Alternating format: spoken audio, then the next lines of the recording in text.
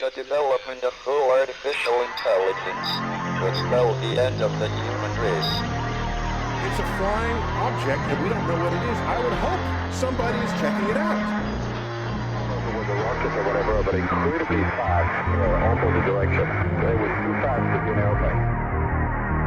I'm glad the Pentagon is looking at this, because if it poses a threat, I want them on top of it. Well, the craft generates its own gravitational field. You said there's lights in the sky? The internet has become the command center for criminals and terrorists. 911, what's your emergency? I need help, please help me! Aliens won't let it happen. You know, that's what we're instructed to say. Roswell, Area 51. Alien kept deep under the ground. 1, 0, 1,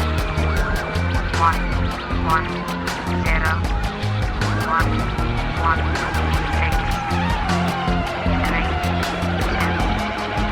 9, 7. Media doesn't have your best interest in mind. The government is self-serving. You're here for a reason. You're listening to Troubled Minds Radio.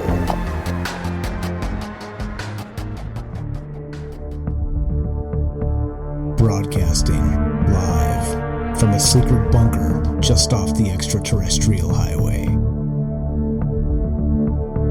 Somewhere in the desert sands outside of Las Vegas. From somewhere in space-time, loosely labeled Generation X on planet Earth.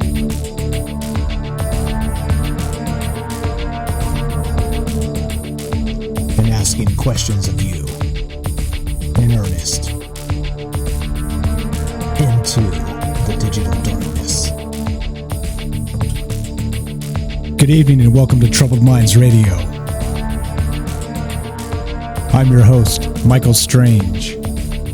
I'm here tonight with our guest co-host, Sean, our favorite Canadian. And we'd like to say hello to all of you who might also have troubled minds.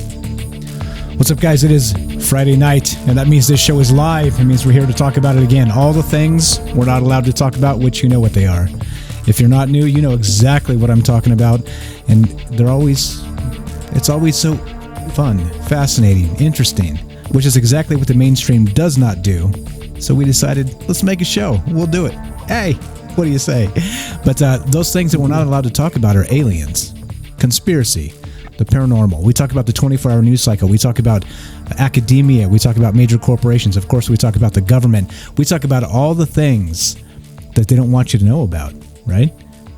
And why don't they want you to know about it? Because they're in the mind-washing, mind-wiping, brainwashing. I don't even know what the hell I'm saying. They're in the brainwashing business.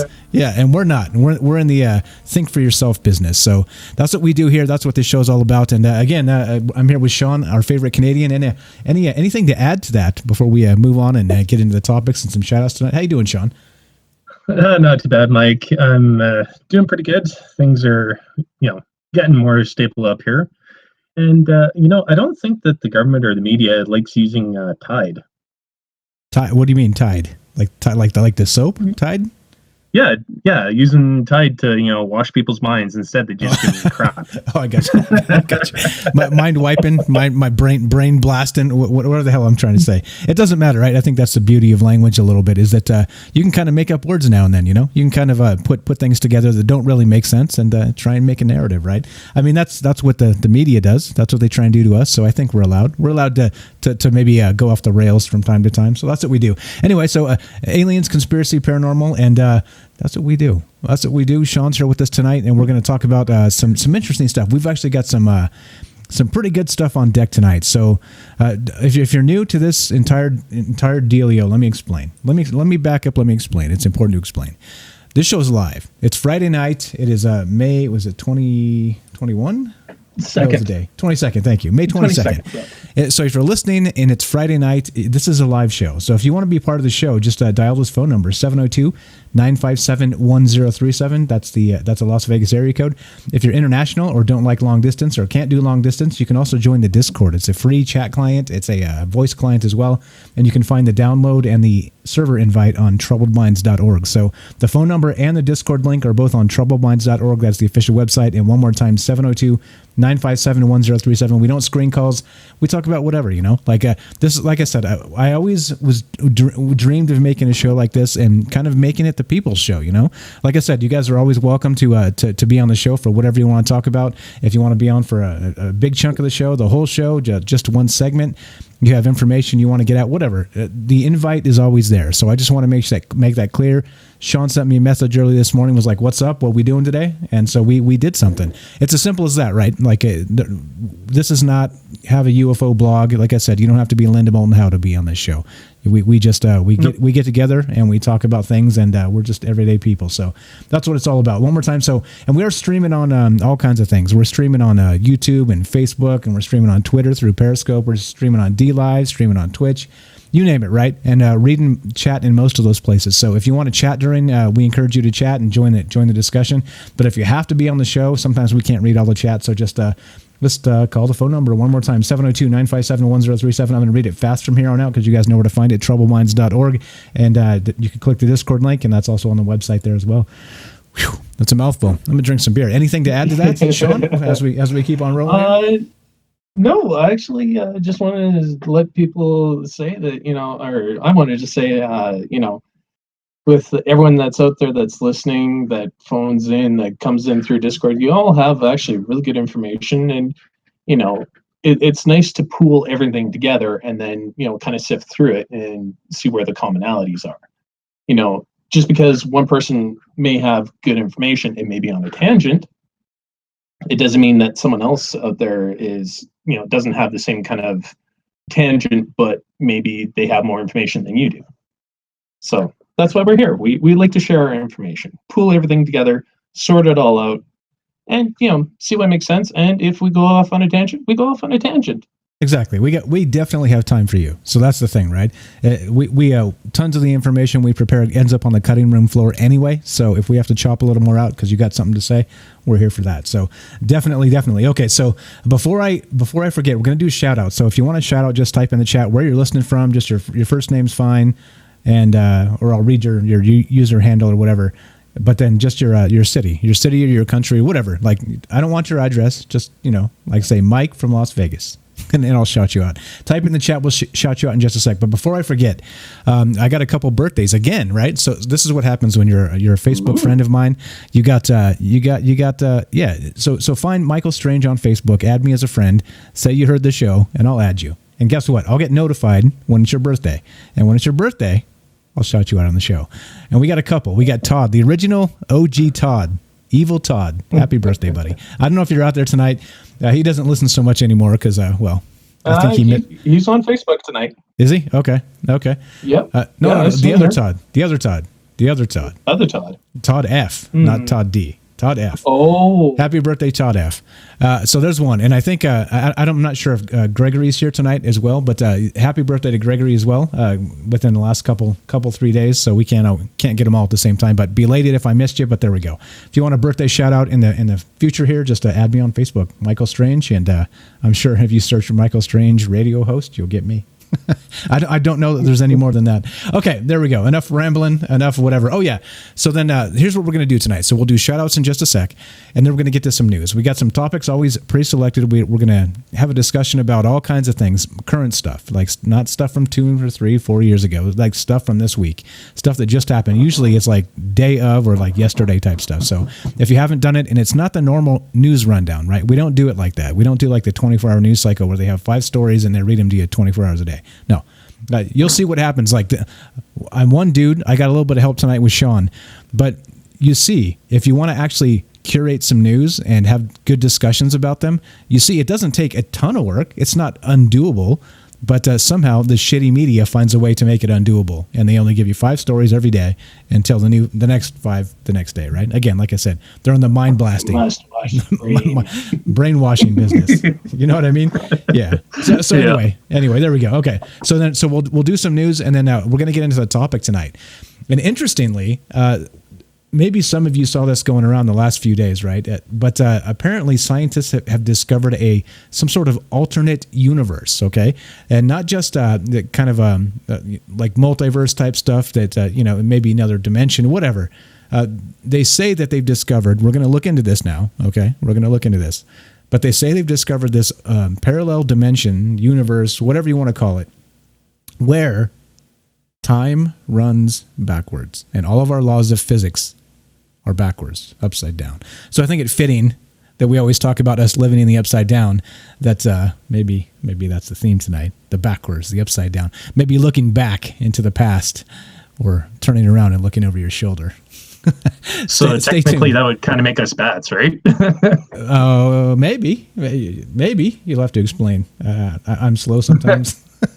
Okay, hanging upside down. I got you. The other upside down. Oh, the other upside down. That kind of upside down. Yeah. Got you. Yeah. I usually think upside down and inside out. But okay, yeah. So I'm Batman. Perfect. All right, let's go with all right, shout outs. We got William gets first. What's up? William on Facebook first tonight. How you doing? We got Todd. Hello, me and the wife listening. Thanks for showing up tonight.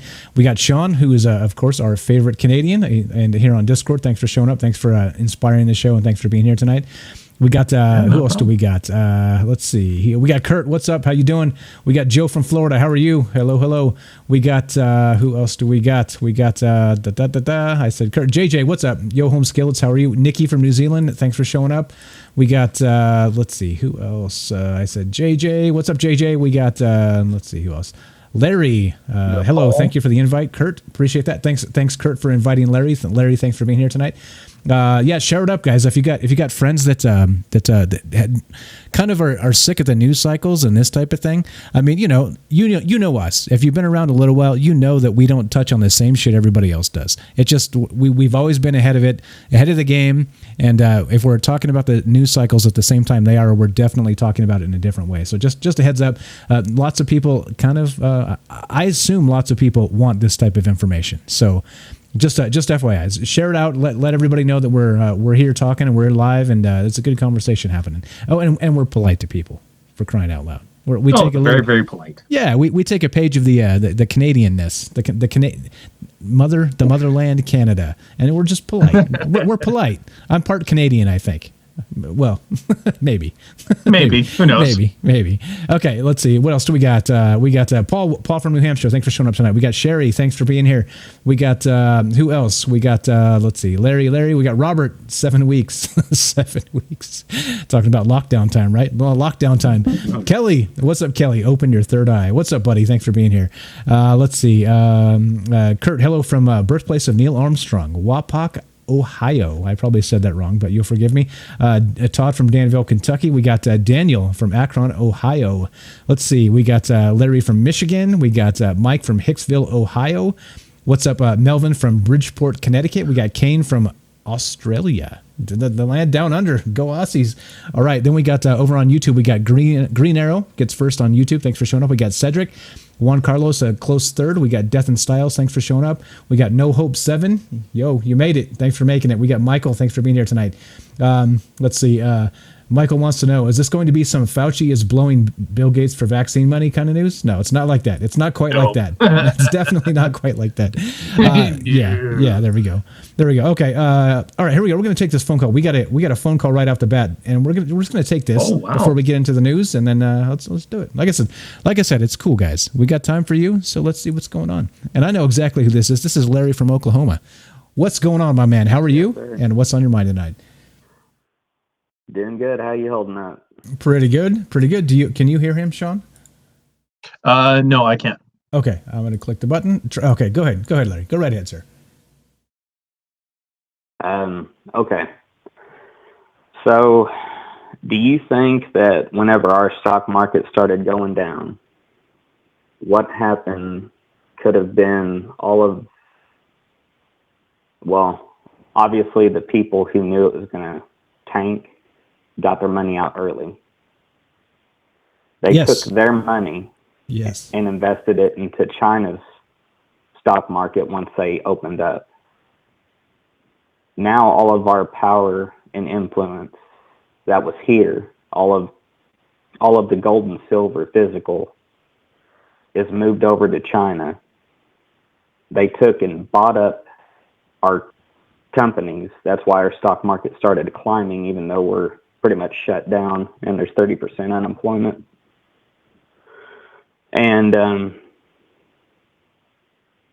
instead of invading us, they bought and owned us. Right. So are you saying this was some sort of subtle engineered takeover with a biological weapon? Is that what you're implying? is that kind of what you're saying here?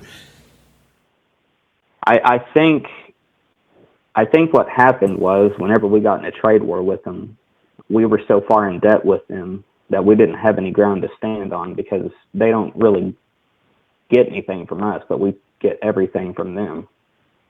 So whenever we got into the trade war, we also already had trillions of dollars in debt because we took a loan from them. And our economy is so far in debt that our money isn't worth anything outside of this country because we have nothing backing our money. Yeah. Yeah. So go ahead. Whenever we got in that trade war, they were like, okay, well, we'll shut you down. And I think they had the power and influence to do it. And then the people that were here with the money, obviously they took their money out because China offered them some kind of deal that swayed them that way. Swayed them towards their economy and not ours. And then after that, they bought up pretty much every bit of stock here. And that's why small businesses are shutting down and corporations are still open. Yeah, so there's definitely, for the conspiratorial mind, there's definitely a lot here to chew on, isn't there? So, I mean, even before all this happened, like China, it's been well known that they've got that it's called Belt and Road Initiative. I think that's what it's called. And so they've kind of been buying up private sector stuff all over the world, right? Like I know it's been a thing in Canada specifically where they're buying up a bunch of land in Canada. I do know they own both sides of the, I believe it's the Suez, is it not Suez? It's the Panama Canal, I think. Like these are the types of things, both sides of the ports there. Like these are the types of things they're doing. It's like an actual country initiative where they're trying to kind of privatize and move into these countries and take over big chunks of things. And so when you do, right, let's say that they're able to do this for the next 50 years, right? And it's they're paying market prices for things, but it's kind of their government, the CCP, and their private industry, which of course is controlled by the CCP. If you don't play ball with the Communist Party there, then you're not in business, right? So you basically do what you're told, or they'll put you out of business, right? It's simple as that. So they've kind of combined their government and their private sector, and they're really kind of encroaching on the rest of the world. And so what the end game of that is, your guess is as good as mine, but it's definitely, this was a thing that was happening long before this COVID was even a thing, before COVID was a twinkle in the Wuhan lab's eye. But it happened as soon as our it happened as soon as our country went from a positive income to a negative. Yeah. So again, that was like the I said, day it happened. Yeah, lots of timing here, lots of weird timing. And again, right? So like, I don't know, like we could make a case about destroying the middle class. So with the rest of this stuff, I mean, we could make a case for the biological warfare. I don't know, like it's kind of been, we've talked about all this a lot, but I think the layers you're kind of sticking to this, maybe, right? So I guess the question I would ask is if this is a situation. And do you think it was engineered then, or do you think this was like an accident that they're taking advantage of, right? Because there's always both angles. Because like what's his name, Saul Alinsky, he said, right, attributed to Hillary Clinton mostly, but she didn't say it initially. She read it in a book, but never let a crisis go to waste, right? So do you think that maybe the timing was fortuitous for China, and they were kind of in the middle of a trade war, and they took advantage of it? I don't know. like, again, I guess it depends, right? It depends on what you believe. I think that they had enough influence in our government to where they just took the people that are actually pretty much double agents and told them,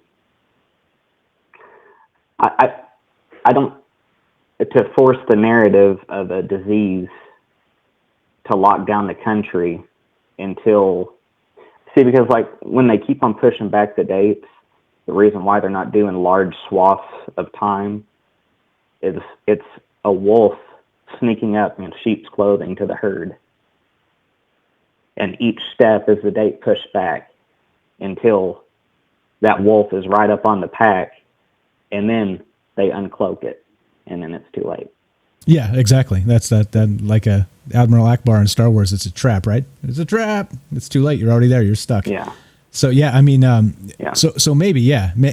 Again, like I said, I don't like as to the motive or as to the actual like thing that triggered this. Was it an accident that started it? I would think that. Oh, just think of it in terms of this. Let's give the mainstream narrative a little bit of credence here and say that, all right, this was an accident. It was from a wet market in China.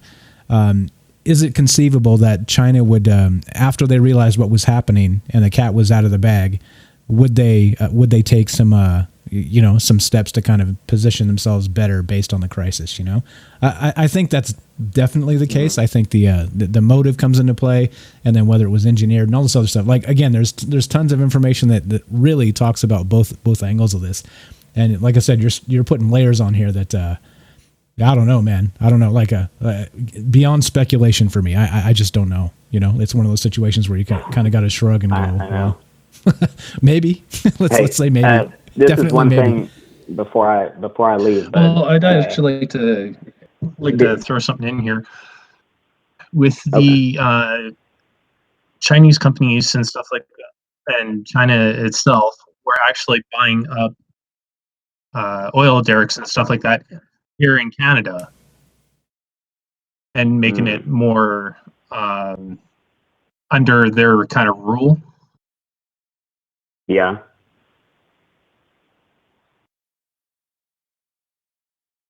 Cassine, you there? Y'all there? Yeah, I'm still here. Okay. Yeah, go ahead. We thought you disconnected. All right. So so they're doing what I said. They're doing pretty much what I said. That Belt and Road Initiative, right? So they're buying the hell out of things up there. So I mean, so again, do you think it's from the Canadian perspective? Do you think this is an accident, or do you think that they're just maybe this was engineered and this was planned all along? What's your take on that? I think that whenever they I think in the respect of it being engineered and stuff like that, I can see it because of the fact that we have so many natural resources and minerals that they're just buying it up on like dimes on the dozen. Okay, and I've heard this before. Like I said, I know it because I know plenty of Canadians, and I've been told that the media up there doesn't report it either. Like they turn the blind eye because China's paying premium prices for these places, so they're just gobbling up the Chinese money. So yeah. Anyway. Well, and it also kind of comes back to that little video that I once watched where China had total control over the U.S. and they bought everything at such cheap prices, and therefore they took over and enforced their policies.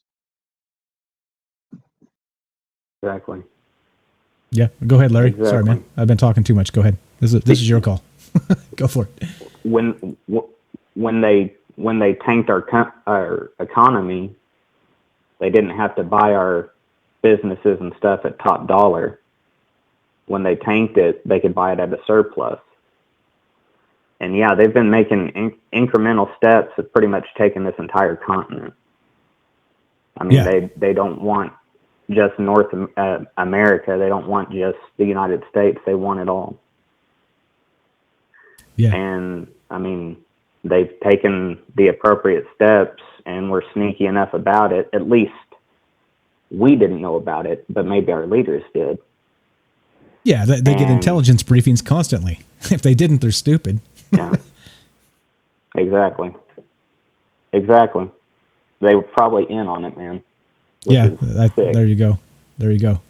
I'm not willing to go there personally, but I hate to think that. I know. But yeah, I'm with you. It's weird that we got to kind of juggle this information because we get limited info from the media, a lot of propaganda, a lot of spin, and so as a result, we're kind of guessing in the dark here. Like even the information we get is just bad information. So yeah, it's a shame. It's a shame.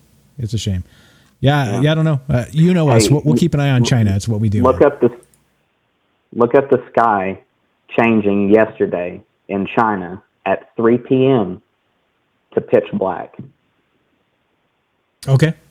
That's something I will check out. That's the spiritual side of it for you. Okay. A little sign of the end times at the end of it. Okay. All right, Pastor Larry. That's our first officially ordained minister, Pastor Larry from Oklahoma, ordained by me, which again, no qualification for, but I do it anyway because he always reading the Bible and stuff. Okay, perfect, man. I appreciate the call. I didn't hear about the black sky in China, but I will definitely look into that. I appreciate the call. Yeah. Good to have you back, Larry. Thank you very much. And sorry about that. I hung up on you before you said bye. Go ahead, Sean. Any take on that real quick, and then we're going to keep on moving here. Thanks for the call, Larry. Yeah, no, I agree with what he was saying that, there are so many different layers, and with China trying to expand and everyone shipping all the business to them, it's like, well, may as well just open up the door for you. Yeah. Come on in. Robert on Facebook says they've canceled the running of the bulls. When will this end? If they've canceled that, I tell you what, it must be the end times. Another good question here from Robert. He says, if restaurants require face masks, how do their customers eat with them on? There you go. Oh, there's a little hole. you just open up a whole new niche there, Robert. With the face mask that attaches to your mouth, so you can open the pie hole, and stick the pie in the hole. Oh, geez. Okay. All right. We got another call coming in. We're going to take this in a sec. But all right. So again, we're talking about. So we're going to get to. We're going to talk about news tonight, guys. But if you guys, we have another call coming in right now. We're going to take. Again, we have time for you. So if you guys call and you bump stuff off the docket tonight, that's fine, because we're here for you. We're here to do this together and to get these ideas and to be respectful, to talk to each other, and we can agree or disagree or toss out conspiracies or not. It doesn't matter. Be cool to each other, and we keep the vibes up, the energy, the frequencies, whatever you want to call it, the prayers for everybody, all that good stuff, right? We've always been positive on this show about positive vibes and all that. So let's do that and share the ideas, and we'll just keep taking the calls. If you guys keep calling, we'll just keep taking them. So here we go. Phone call number 2, and then we'll keep on trucking. What's up? I know this one too. Joe from Florida. You're on Troubled Minds with Mike and Sean. What's happening, my man? What's on your mind tonight? Those fucking sneaky Red Star bastards over there buying everything. Whoa. All right. I just said Red Star, man. I just say it's politically, it's the party, brother. All right. It's the party. All right. But the previous caller has a good point. However, at some point, we are still the consumers, and the Chinese are still the producers. However, in recent years, with their controlled economy, a lot of Chinese have turned into middle class. They want 1 or 2 cars in the garage like we did in the 50s. They are buying stuff up. I know we had property in New Mexico, and I remember in the 80s, my dad was getting offers from the Japanese. Being a kid in the 80s, everybody got worried because the Japanese were buying everything when the way the dollar went up and down. So maybe what might happen is, and there's truth to it, the Chinese are trying to spend their money and their influence all around the world. Not a lot of people like them. And really, let's face it, the money they're spending is our money or our debt, whatever they're buying or financing. But I don't think they're putting factories up anywhere, unless they're putting them up in Africa, so they can become the consumers and the Africans can become the producers. Again, you go back to that little book, The Communist Manifesto. For all that to work, for better or for worse, every worker in the world has to get pissed off at their party or at their government. Is that happening now? There is a lot of unrest. To an extent, maybe yes. We could say that there's truth to that. What do I maybe see happening if our money tanked? I might see that the Russians and the Chinese, or just the Chinese, make their own money. Case in point, or an example of that would be the euro. We've had that happen. The European bloc or the euro. Granted, England is trying to pull out. But maybe the Chinese get a bunch of member nations that maybe aren't tied to the Federal Reserve or any banks, whether you want to believe in that Rothschild banking theory or the creature from Jekyll Island or any of that, but maybe there ends up being trading blocks of money. And maybe we do have a hard time getting goods from the Chinese because they're going to find other countries that are going to cycle their money back and they're going to be able to sell to them. When it comes to national assets in this country, you know, and we could get into worker co-ops and socialism, and you got our Canadian friend there, maybe he could give us an eye on that, but in the end, Wall Street has no loyalty. And when we can be the largest oil producers amongst ourselves in our own continent, why the fuck do we let private companies sell it abroad? And then why do we let the Russians and the Saudis have an oil war and tank our jobs in North Dakota? Wait. Why do we let that happen? I'm gonna have to just pump the brakes real quick because you could continue that. Why do we? You could do that for 5 hours straight. I'm just saying. Oh, you could. Yeah. But I don't know. I think that's the thing, right? Like everything's so intertwined and complicated at this point. It's there's definitely a source. This happened at a particular point for a particular time, but there's like 10 million things going on at the same time, and I mean. I don't know, man. Like, you know me, we're here asking questions. I don't have answers, but it bothers me. It definitely bothers me enough to make a radio show. How about that? It definitely. Well, you know, and here's a couple of quick examples. You know, this is going to go back to crazy conspiracy theory. They were spending money in Arecibo in Puerto Rico, and fucking tornado goes right through there, right? Cuba, you know, when they opened up Cuba, and it was on this very show. When you had those mysterious signals that were causing pain to the diplomats, that probably wasn't the Russians, it was the fucking Chinese, because they're all over. They're in Central America. They're here, they're there. Where we cannot be, and let's face it, where our sphere of influence cannot afford to be anymore, the keyword's being afford, okay? They are coming in. And there's starting to be uprisings on the island of Hong Kong, again. Let's see if that's going to flare up. The Spratly Islands. They're starting to land fighter jets there. I'm eyeing that. I'm like, you know what? You get a couple of Moabs, drop it on that island and take it out. But that's neither here nor there. We have to hope that everybody steps away.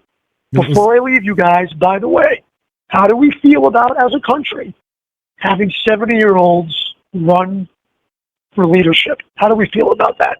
How do we feel about the current guy being over 70 and the other asshole being 77? How the fuck do we feel about that? How would we feel about them driving a fucking car right now on the interstate? I mean, if you can't even feel comfortable with that, would you really feel comfortable with those asshats steering the country? Look what we've gotten. And any one of us here listening to this show could do a better job. Good night. I got to give to you, Joe. Always saying the things I'm thinking. You're the man. Joe from Florida. Thank you. Stay safe. God bless. Prayers, frequencies, vibrations, man. Thanks for the call. You're the best. That's Joe from Florida, our resident funeral director. So again, part of the invisible process that happens. People pass away, and you think they just disappear? Nope. There's people doing that too. That's Joe out there in Florida. So stay safe, my man. I know you're kind of on the front lines with this pandemic and all the rest of that. Okay, so I know you heard some of that, Sean. So you're not hearing them on the phone now? I thought maybe I fixed it. No. Okay.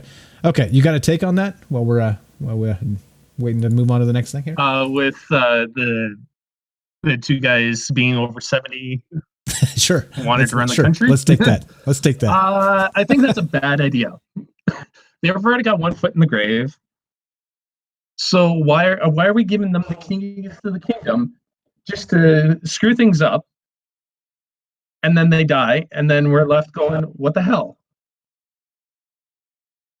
Yeah, and not only that, I think that it seems arbitrary and unnecessary to like maybe like make an age limit, you know, for running for office. But at some point, like you look at Congress and you're like, oh, yep, 77, 81, 78, 83, 85. Like, wow, this guy's been in politics longer than I've been alive. Sorry, go ahead. It has to do with the whole Illuminati and virgin blood and keeping them alive and everything else like that. Well, I'll believe that when they're like 150. I'm not going to believe that till I see like people have been in Congress since like, 1910. If that's the case, then okay. But you know what I mean? 88, I can buy 77 or 80. I can't buy 150. So. Well, that's where they moved from the Senate to the deep state. Oh, right. Yeah, exactly. So you just become an unelected official. I guess that's the whole point, right? So once you're an elected official, you just do your time, do what you're supposed to do, and then you take the payoffs afterward. So exactly. Live on easy street. Yeah.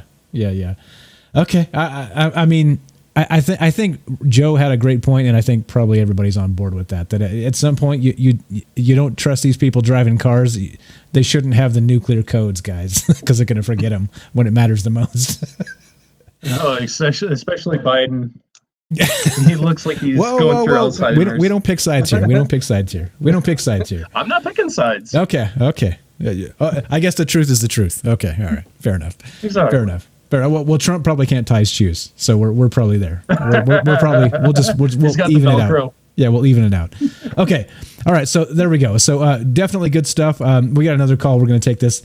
Like I said, we got time for you. If we're having a good time just taking phone calls and kicking it, yeah, we're going to get some other news and some other stuff. But so what we have on deck, if you guys are just joining us tonight, we're going to talk about the parallel universe that the scientists have supposedly found that's dimensional. It's kind of shares the same space as us, but time runs backwards, and physics somehow in this dimension run backwards. So we'll get to that eventually at some point, but we're going to just keep taking phone calls. Sometimes you just keep taking phone calls. So let's do it. Let's do it. What's up? You're on Troubled Minds with Mike and Sean. Hey. What's your first name? Where are you calling from? Mike from Pennsylvania. Mike from Pennsylvania. What's happening, my man? What's on your mind tonight? How are you? Not much. I was just hearing some other callers talk about, deep state stuff and, COVID. And I hear a lot of people on the internet, they get upset at different parties. I hear a lot about QAnon. I mean, that's probably what I hear the most of. I got a working theory, and I'm sure a lot of people have a working theory that whole QAnon thing is a total deep state limited hangout that's just been around, and it works so well. I mean, am I the only one who doesn't see that? No, I don't think so. It's not to say there aren't lies. No, it's like to me, my take. If you want my take, it's frightening. It's some of the things these people say. Again, completely uncorroborated. We have anonymous sources, which is my biggest red flag ever. If you have anonymous sources, you should really be questioning what the hell's going on, right? Because think about it this way. And I'm not saying that QAnon's CIA, but if the CIA were to do some sort of psyop or information op like this, wouldn't they run it through like a quote anonymous source type of thing? I mean, it would be like Playbook 101 if they were trying to like disinformation type stuff, I mean, we haven't talked about it. I know there's a lot of people that are really into QAnon, so I try real hard not to shit on it. But and I did. I waded afoul of them on Twitter, and they shit on me, right? Because I said, wait, do you guys really believe this? And then bam, they came down. But anyway, go ahead. Sorry, you tell me what you think. You called. Well, I mean, to say something is a limited hangout, I don't think is necessarily a bad thing. I'm not saying QAnon doesn't get stuff right. I'll even tell you, I was on the QAnon bandwagon for a while, and I believed, a few of the things because there is some convincing truth in there. And I think, as Rick Doty had said once, some of this intel stuff they put out, 80% lies, 20% truth. So I think, people see the truth in it and they hold on to it, just like the UFO community. We get the same bullshit. If you look at the QAnon community and the UFO community, there's a lot of crossover, but it's the same boilerplate strategy of 80% BS, 20% true. And that's how, and what is the deep state too is another thing. I mean, just because we talk about the CIA, I think this whole system has gotten to a point where it's not the deep state is corporate interests. The CIA runs a front, but they can't touch what's under the hood. You know what I mean? They just have to function the way they function, and the wall has been built up so high they can't get over. No one can see it. No one can really get a good look at what the deep state is over the wall they've built up in front of the front that is the federal government. Yeah, no, agreed. And so, and not only that, we can't even, like, if you tried to, like, even take, like, FOIA documents, for example, and trying to dissect exactly who is what you would term the deep state, it's probably so fragmented at this point, so huge, like larger than, I don't know, like the most grotesque Leviathan bureaucracy you would ever imagine. Imagine the power plays that go on. Imagine like the nepotism. Imagine like there's an unbelievable amount of things that are probably happening behind all the curtains. And there's a million curtains we're talking about here, not just a few. There's not one Wizard of Oz. There's like a million. And this is the deep state. So literally trying to figure out who they are, what they're doing, and when and where and why. For people like us that don't have inside information, it's a fool's errand at best. There's just no way. It's impossible. And so we're still paying taxes into this crew. We're still supposedly, as Americans or, worldwide citizens, even if you're not from here, we're still paying taxes into this system. And they don't tell us anything. Again, it pisses me off. Again, transparency. Like that's one of my my big hot buttons. It just enrages me. But yeah, sorry, go ahead. I'm talking too much. Don't mess with the transparency button. Yeah, go ahead, Sean. Can you hear him? Can you hear him there, Mike? Nope, I can't hear. I can't hear him through Discord, but I've been listening through YouTube. Okay, gotcha. Sorry about that. My audio is not perfect. No, it's all good. Okay. I agree with the 80% BS and then 20% truth, because that's what they want people to latch onto. They want them to have that false hope and just keep the machine going. Right, but also with this deep state, there's always the great grand poobahs. So, yeah, definitely. Trying to get to them is damn near impossible. Yeah, absolutely. Go ahead, Mike. Like I said, your call. Go ahead, my man. Well, yeah, and I think so. Is the deep state really this big, multifaceted conglomerate, or is it it's just, I think, a bunch of smart people who knew that had predecessors who put the pieces in the right places to make sure that whoever stepped into their shoes next could run this seamlessly. And I think Catherine Austin Fitts had a great theory that they've been skimming off the federal budget for years. They operate a pretty tight ship. That's what I think. I think this is a pretty conservative operation rather than a pretty expansive one. And I think that's just personnel-wise. I think they are flush with cash, but they've been skimming it off the federal budget. And they put it in these offshore accounts, and I'm sure they accrue ridiculous interest, and that's what they operate off of. I think it's like, I don't know, is it Sun Tzu who says, make yourself bigger than you are? I think they want to give you this illusion that they're everywhere at once. But I think they probably hone in on a core focus of a few things. Yeah, that makes sense to me. Yeah, So Sun Tzu. I'm a hop off, guys. I'll take the rest off the air. I appreciate the call. Thanks, Mike. Mike from Pennsylvania, you're the best. Thanks for the call. Sun Tzu said, when you are weak, appear strong. And when you're strong, appear weak. So yeah, definitely. You're speaking my language there. So no, okay. But so you think so what Mike was saying there is that there's few people in control of this, but it's a well regimented organization that it's been around for a very long time, like the old guard, I guess, is what we'd say here. So, I mean, yeah, like I said, us trying to figure it out who these players are, like it's literally like that council on the X-Files, right, where you get that group of people sitting around in that dark room with the expensive furniture and smoking expensive cigars, drinking whiskey, right? It's like that, right? Go ahead, Sean. I know you got stuff to say. Yeah. I mean, yeah, it's go ahead. Yeah, no, it's just one of those things where you think that you have the one poobah, but it actually ends up being somebody else who seems like a clerk. Yeah, like not. It's certainly not an elected official. That's for sure. I mean, not that they're any better, but we're probably better off with like the X-Files guy, the smoking man, running the joint. Okay. At least they're honest about being dishonest. Yeah, exactly. Okay. Anyway, so there we go. I appreciate the calls, guys. Tons of good information.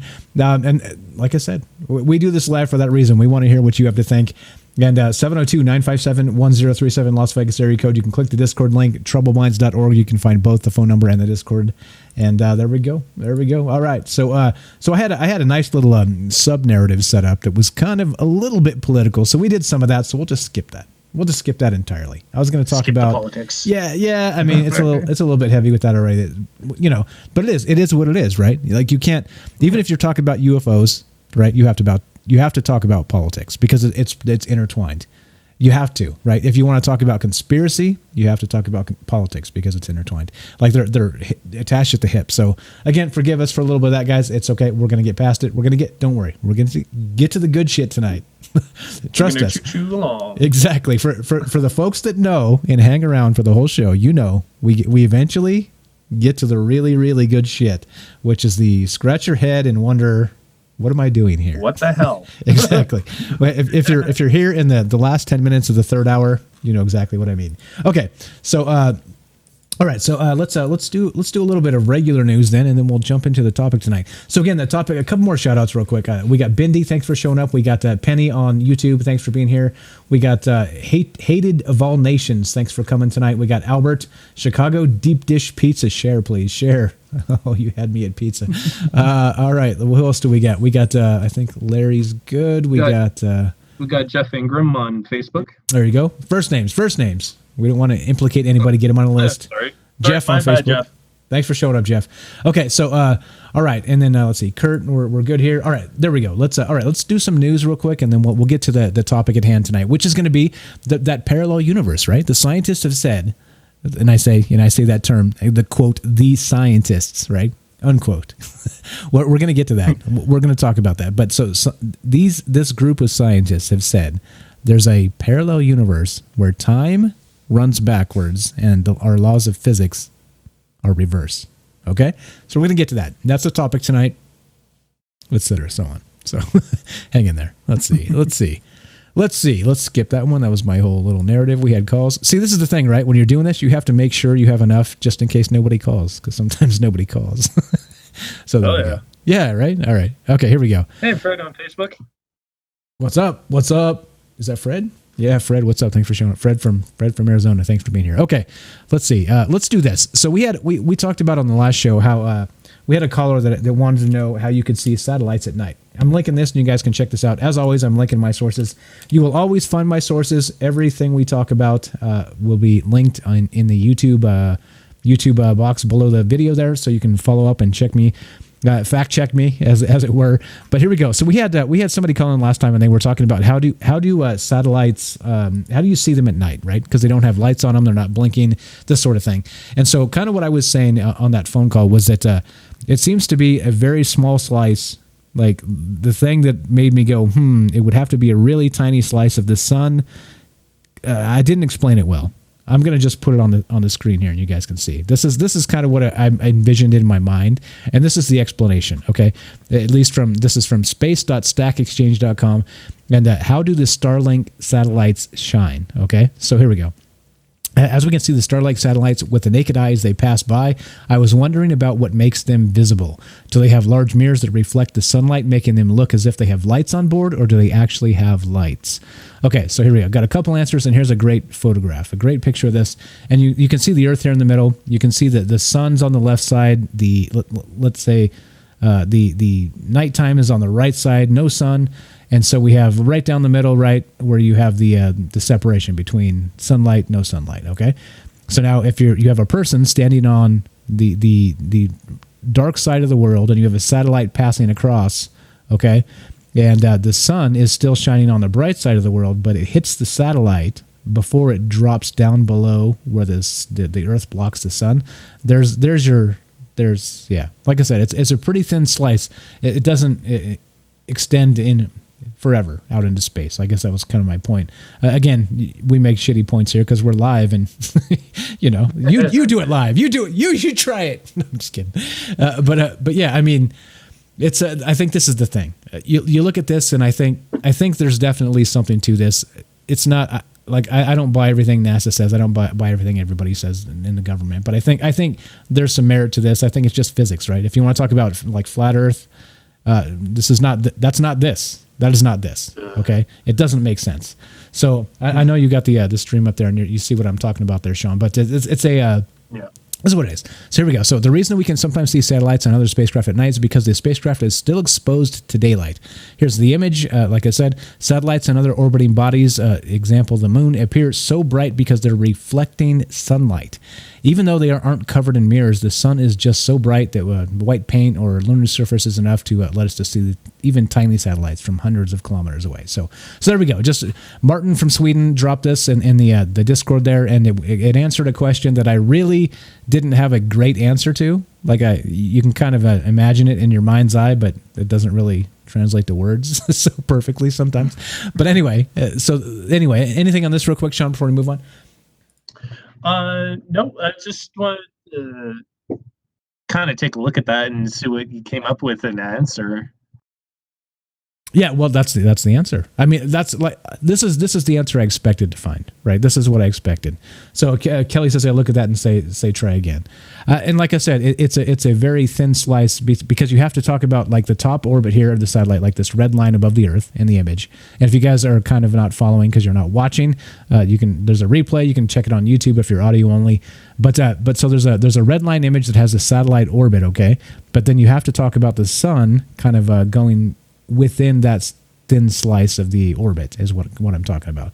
So eventually when that satellite dips down below where the sun blocks, or the Earth blocks the sun, then you no longer see that shine in the night sky. So like I said, I think this explains why you don't see satellites at night all the time, because if you could see them all the time, they'd be satellite, like you'd look up and there'd be as many as stars, right? They'd be all over the damn place, moving like crazy. So anyway, this is, again, whether you believe this or not, this is the official story. This is how they explain it. This is kind of how I envisioned it. So there it is. There's the I did link it if you guys want to check it out, and there we go.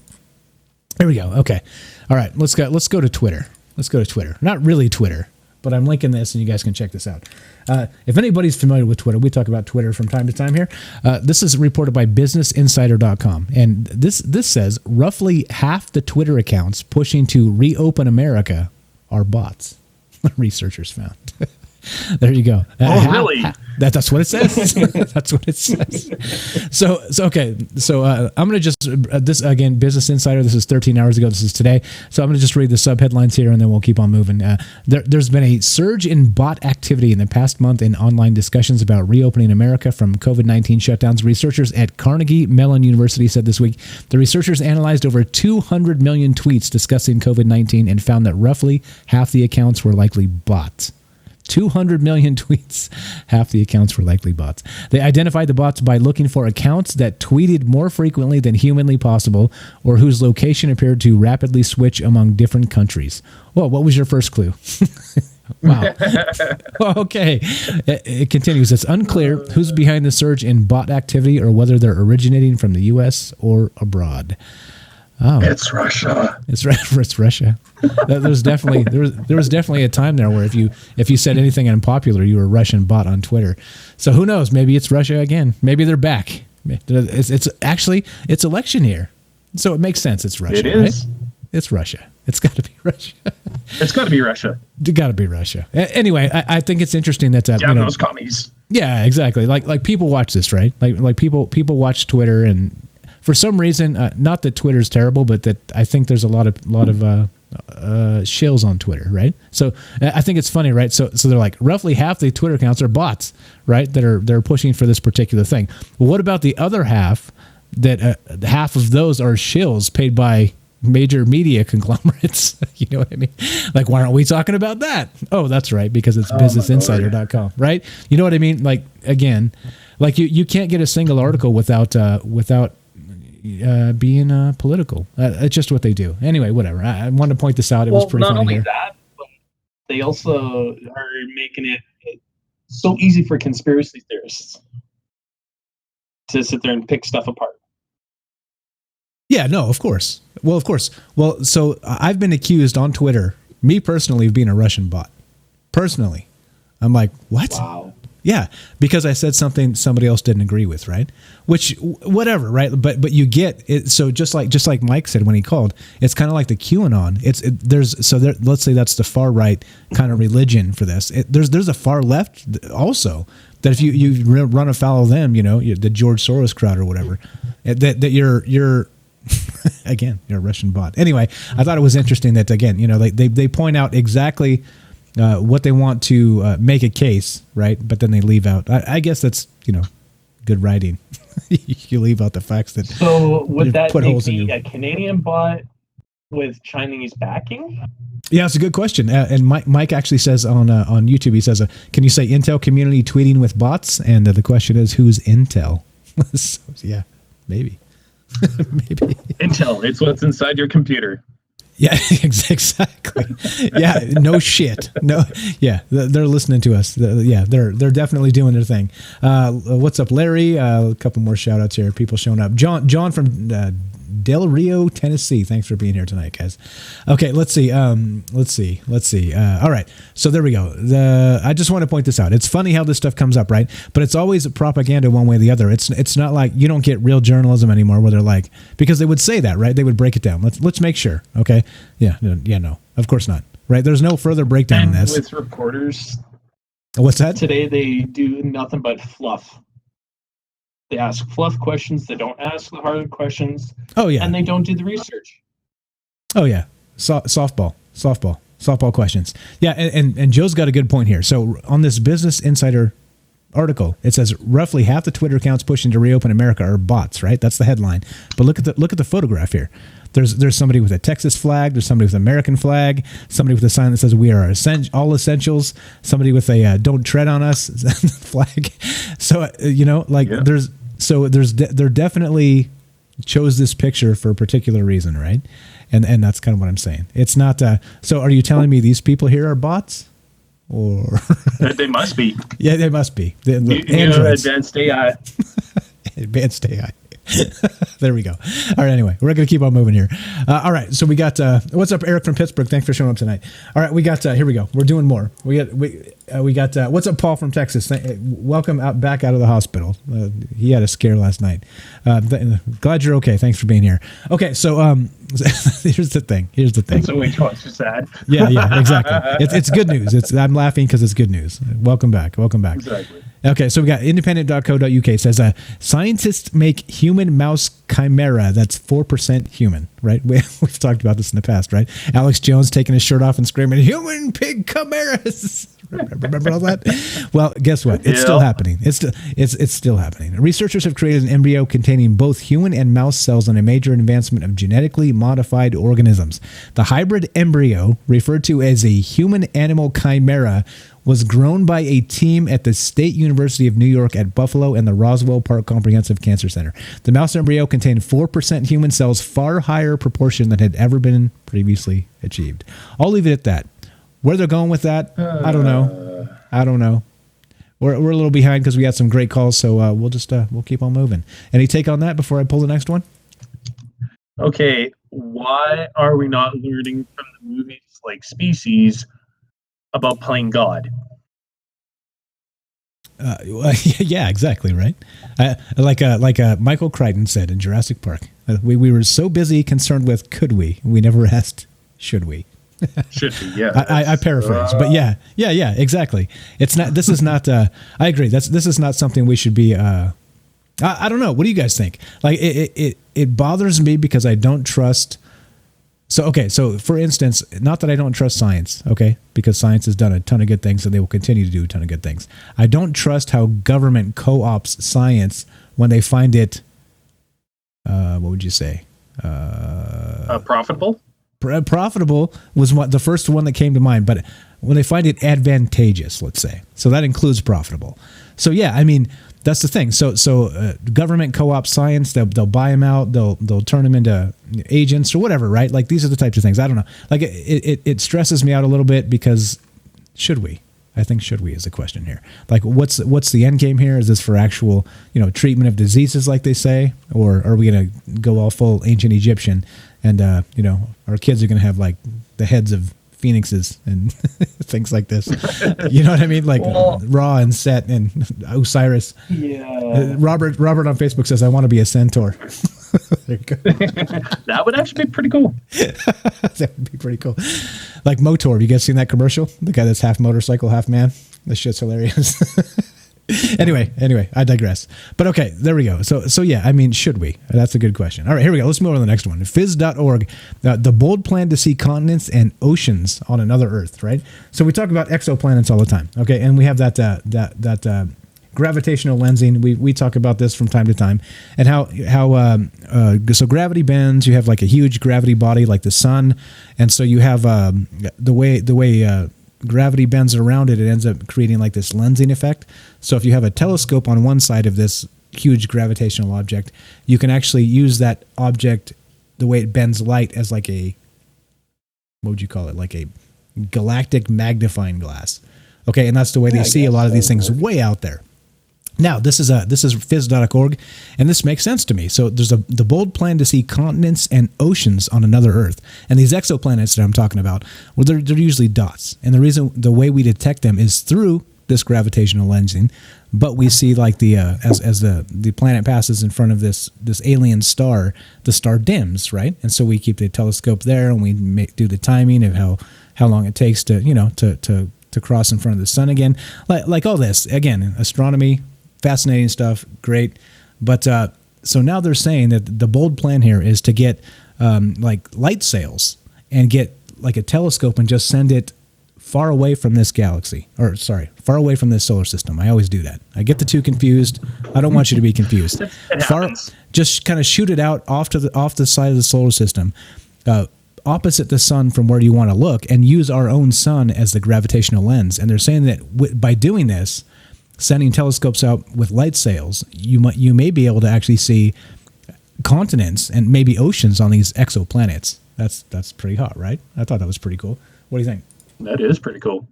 Yeah. So I mean, like this is useful, right? I mean, we got to know where to land. Elon Musk needs to know where to land. So yeah, we got to be able to pull up a map. But the thing here says we have like a Mario Brothers type exoplanet that we're looking at, right? So of course it would be like a simulated image of an Earth like exoplanet. They're talking about. I say Mario Brothers. It's like an 8-bit type of thing, but you could definitely see land masses in the proposal here. So anyway, I linked that if you guys want to check it out. Definitely good stuff. What time do we got? Where are we at time wise? Let's see. Timing's everything. Let's do one more. For that picture, I'm almost expecting Bowser to come across. Yeah, Bowser. There you go. You've played Mario. There we go. Bowser. Of course. Yeah. Okay. All right. Yeah. All right. There we go. Let's see. What else do we got? How about this one? I thought this was funny as hell, and I have to make this joke. I'm not a comedian, right? I laugh at myself constantly, but I'm not a comedian. But I saw this, and I immediately thought. No, hell no. I immediately thought, this is reported by the BBC.com. And so I saw this and I immediately thought, wow.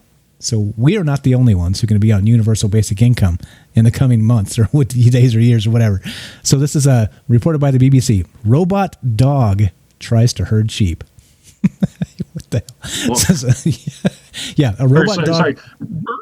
Yeah, exactly. A robot dog designed to search and rescue missions had a go at herding sheep in New Zealand. Technology company Rocos is exploring how the Spot robot made by U.S.-based Boston Dynamics might be put to work in the agricultural industry. So not only are people going to be out of work, their jobs taken by AI, now the dogs are going to be on a universal basic income. There was the joke. That you're going to get universal basic kibble is what we're looking at here. I mean, here you go. Have you a little bite? Yeah, right. I mean, okay. You know what I mean? Like these are the things. These are the conversations. What's actually going on here in this world? What's actually happening? Well, there you go. Now we know. What's up, Mike? Actually, there was another one. I think it was down in Asia there. that they were actually testing and going through like a park, and people were taking pictures and stuff like that. And I think it ran for about an hour or so before they took it back to the shop to look at all the data and stuff like that. Wait, say that again? Sorry, I was reading chat. You got me spacing. No, it's all good. There's a spot robot in Asia that they were running tests and stuff like that for the whole COVID social distancing thing. And they ran it for about an hour and then brought it back to the shop to look at all the data and like with all the sensors and stuff like that. Okay, so it's a thing. So what's happening here? You're saying they're coming to get us? Well, I wouldn't say that they're coming to get us. Wait. But, it's my job to thing, just like the drone. Right. But it's my job to skip 3 steps and realize that when they're here to help you, and what they really mean is they're here to get you. That's my job. We're here to help you. Exactly. But we're putting you in prison. Exactly. or we're doing whatever. Some good comments here. Robert says 3 telescopes driven by solar sails. Name them the Nina, the Pinta, and the Santa Maria. There we go. No, there we go. Right. The Columbus of the solar system. Okay. Let's see. JJ says my chickens are scared of their own feed bag, but I'm totally using a robot. All right, fair enough. I like Joe's comment. Fair enough. What's that? What do you say? Oh yeah. Better than bagging sheep. Better than banging sheep. I have to agree. Okay, so there we go. Enough news for now. Again, okay, so we're going to get to the topic at hand tonight. So we're going to talk about how that parallel universe, right? So the scientists have actually been talking about, again, these scientists, the nondescript group of scientists. Don't worry, I will name them. It's been reported, let's say, that there's some sort of a parallel dimension. There's some sort of parallel universe where time runs backwards and the laws of physics are backwards. Okay, upside down, backwards, upside down. I always like to say we live in the upside down just because nothing makes sense. But this is the actual. This would be the actual, like the literal, perfect, actual upside down, according to scientists. So we're going to talk about that in just a sec. Again, if you guys have comments or you have to be on the show, we'll read chat as we go. The funny ones are good, the pertinent ones are good. We can't read them all, but if you have to be on the show and you got to get your comment heard, 702-957-1037. Go to troubledminds.org, click the Discord link, and you can find the phone number there and the Discord link, and you can join us and talk about all this stuff and more. So there we go. Let's get to this. Upside down. The upside down and backwards. The literal upside down. The literal upside down. Let's play this video. So I got a video here that's oh shit, I had audio clips. Did I play these? Oh no, that's for later. Okay. I was like, damn, we skipped over my audio clips. Okay, no, we got this. So this is from a YouTube video. This is NASA discovers the parallel universe. And this is one of those crappy videos where they have like that robot voice. So forgive me. I couldn't find a good one because I couldn't find anybody talking about this particular article. That wasn't just like a rip of an article in like robot voice style. So anyway, forgive me. Here we go. Now, I'll read some of this after the fact too, so you guys don't have to put up with this crap constantly. Trust me. Here we go. So let's play this. NASA discovers parallel universe and where time runs backwards. Let's play this and see what's up. The National Aeronautics and Space Administration is an independent agency of the United States federal government. It is responsible for the civilian space program, as well as aeronautics and space research.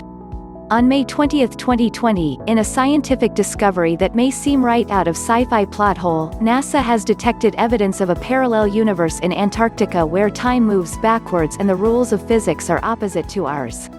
Although the concept of a parallel universe has been there since the late 90s, with the existence of a multiverse being much debated, this is a new revelation. NASA scientists have reportedly discovered evidence of a parallel universe, where the rules of the standard model of physics do not apply, while carrying out an experiment in Antarctica. The researchers used NASA's Antarctic Impulsive Transient Antenna, ANITA, a radio detector that is mounted on a balloon, that can identify cosmic ray air showers in the cold, dry air above Antarctica, where there is little or no radio noise to distort its findings. Experts now believe these particles may be moving backwards in time that indicates there is a parallel universe just close to ours. But in this universe, the standard rules and laws of physics operate in reverse. The finding implies that these particles are actually traveling backward in time, suggesting evidence of a parallel universe. Principal ANITA investigator Peter Gorham suggested that the only way the particles could have behaved that way is if it changed into a different type of particle before passing through the Earth and then back again. Describing the odd phenomenon, he noted that his fellow researchers were skeptical about many of such impossible events. According to the scientists, what qualifies as the simplest explanation to this is the Big Bang that happened 13.8 billion years ago. That led to the formation of two universes, ours and one that, from our perspective, is running in reverse with time going backward. Let's wait to hear more from NASA. If you liked our video, please... Okay, or let's not wait to hear more from NASA. If you liked the video, I linked it, and you guys can watch it again and again and again and again. If you really liked it. If you really hate that robot voice, then don't. But I did link it, and you guys can check it out. All right, so here we go. This is reported by... Now there's a source for this. Like... The funny part is it's weird how this stuff kind of happens, right? It's this comes out and like if you guys have been watching the news at all, like I watch the news as a part-time job here, and these things always have a source, right? Like there's always some sort of scientific paper that comes out, and then some member of the press gets a hold of it, and then half-ass represents it to get clicks and ad clicks, and this is the world we live in. So there is a source here. Yeah, more clickbait. So there's a source here, okay? And so we've talked about this in the past, actually, that ANITA thing. So here we go. Before I'll read some of that as we go. I've got like 20 articles here that are all talking about this. The spotted. Again, this is the source. New Scientist. We may have spotted a parallel universe going backwards in time. Okay. And now, New Scientist, notably, is a paywalled thing. So if you look down here, like you can read it, you get like one or two paragraphs. I've done this before and just kind of read the top, but then you end up stuck at a paywall, right? I'm not paying these guys for this. Sorry. If you want to be transparent, well... Why should you? Yeah, exactly. Why should I? If you want to be transparent, pick up the phone and you call me. And I'll put you on the phone. Exactly. I'm not going to charge you. Like, you just call me. If you want the information out there, you put the information out there. But, this is how academia works. 73% right now. Yeah, right? And this is how academia works. So newscientist.com. And so, again, paywalled. Okay. And then so you can see the actual paper right here. I'm going to link this if you guys are, if anybody's brave enough to actually just smash the pay button and get in here and read it. This is the paper itself, okay? So you can't get it, you have to buy access to it. This is from ScienceDirect.com, and this is the actual source, okay? So I looked into it, and I couldn't find like an actual, pirate copy, because that's what responsible people do when they don't want to. I mean, did I say responsible? I meant irresponsible. Is what I meant, which is why I didn't do it. It's why I don't do it on the show here. Pull it up pirate versions. But so there you go. There's the actual the source for this. Okay, so this is based in science. Now, let me read from the actual source here. This is newscientist.com, and here we go. Right off the paper, it says, at least the preamble to the paper. In the Antarctic, things happen at a glacial pace. Just ask Peter Gorham. For a month at a time, he and his colleagues would watch a giant balloon carrying a collection of antennas float high above the ice, scanning over 1 million square kilometers of the frozen landscape for evidence of high-energy particles arriving from space. When the experiment returned to the ground after its first flight, it had nothing to show for itself, bar the odd flash of background noise. It was the same story after the second flight more than a year later, okay? So this actually goes back several years, right? This particular experiment. But for some reason, like, this thing is just assaulting the news cycle in the last 2 or 3 days. Okay, that's me. The article continues. While the balloon was in the sky for the third time, the researchers decided to go over the past data again, particularly those signals dismissed as noise. It was lucky they did. Examined more carefully, one signal seemed to be the signature of a high-energy particle, but it wasn't what they were looking for. Moreover, it seemed impossible. Rather than bearing down from above, this particle was exploding out of the ground, which we've talked about in the past, right? I said that we have particles like actually coming from inside the middle of the Earth somehow. And you expect them to come from outside space. They're coming from inside the Earth, okay? They measure these things, okay? They're coming from everywhere. They're coming from everywhere. But in particular, they found them traveling from the middle of the Earth here, basically, okay? All right, so this continues real fast. That strange finding was made in 2016.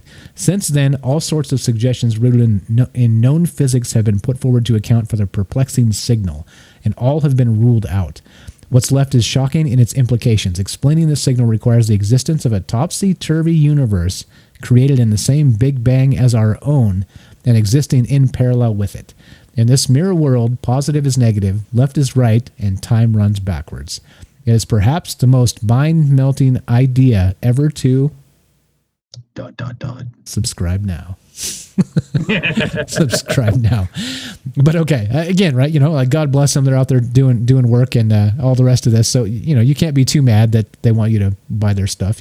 So fine, that's fine. But this is the source. This is where this came from. Okay, this was April 8th, 2020, and then there's from newscientist.com and the actual Science Direct. I linked both of those. You guys want to check them out or do a little digging, wink, wink, and find the non-paywalled version, the unofficial version. You can do that. I'm giving you the source so you guys can do that if it's your thing. Okay, I don't encourage you to dodge paywalls, by the way. Just FYI, so I don't get sued. I do. Okay, no, you don't. You don't want to get sued either. Okay, so here we go. So then, of course, right? Okay. So what do you think about that, Sean? Before we start, so now hearing that's straight from the paper. You heard the creepy YouTube video talking about with the robot voice, and then the actual paper. So what do you think? You think this seems plausible, or how's this sound right now? Well, in some respects, I think it could be entirely plausible.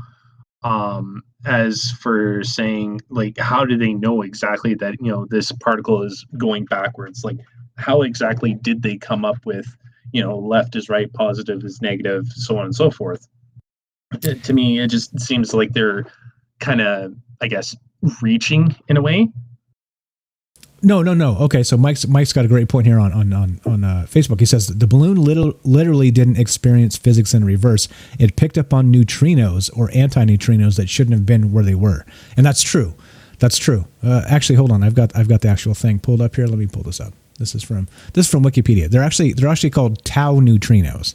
So the tau neutrino or tauon neutrino is a subatomic elementary particle which has the symbol V and no net electric charge. Together with the tau, it forms the third generation of leptons, hence the name tau neutrino. Duh! Come on, guys. Its existence was immediately implied after the tau particle was detected in a series of experiments between 1974 and 1977 by Martin Lewis Pearl with his colleagues at the SLAC-LBL group. The discovery of the tau neutrino was announced in July 2000 by the Donut Collaboration, which is a direct observation of the new tau. So anyway, there we go. I'm linking this. That's from the Ministry of Truth Wikipedia. So it's neutrinos, right? And so they find these things, and they're kind of not coming from where they expect them. So that's how they kind of decided there's something here, because they couldn't explain this through the standard model of physics, right? And so as a result, right? So then once it doesn't fit the standard models, you start thinking of non-standard models. And this is kind of where this came from, okay? Like I said, I linked the original sources, but then here we go. Here's where we start. Now we go to the Daily Mail. Yeah, baby. Well, now I just learned a little bit more today.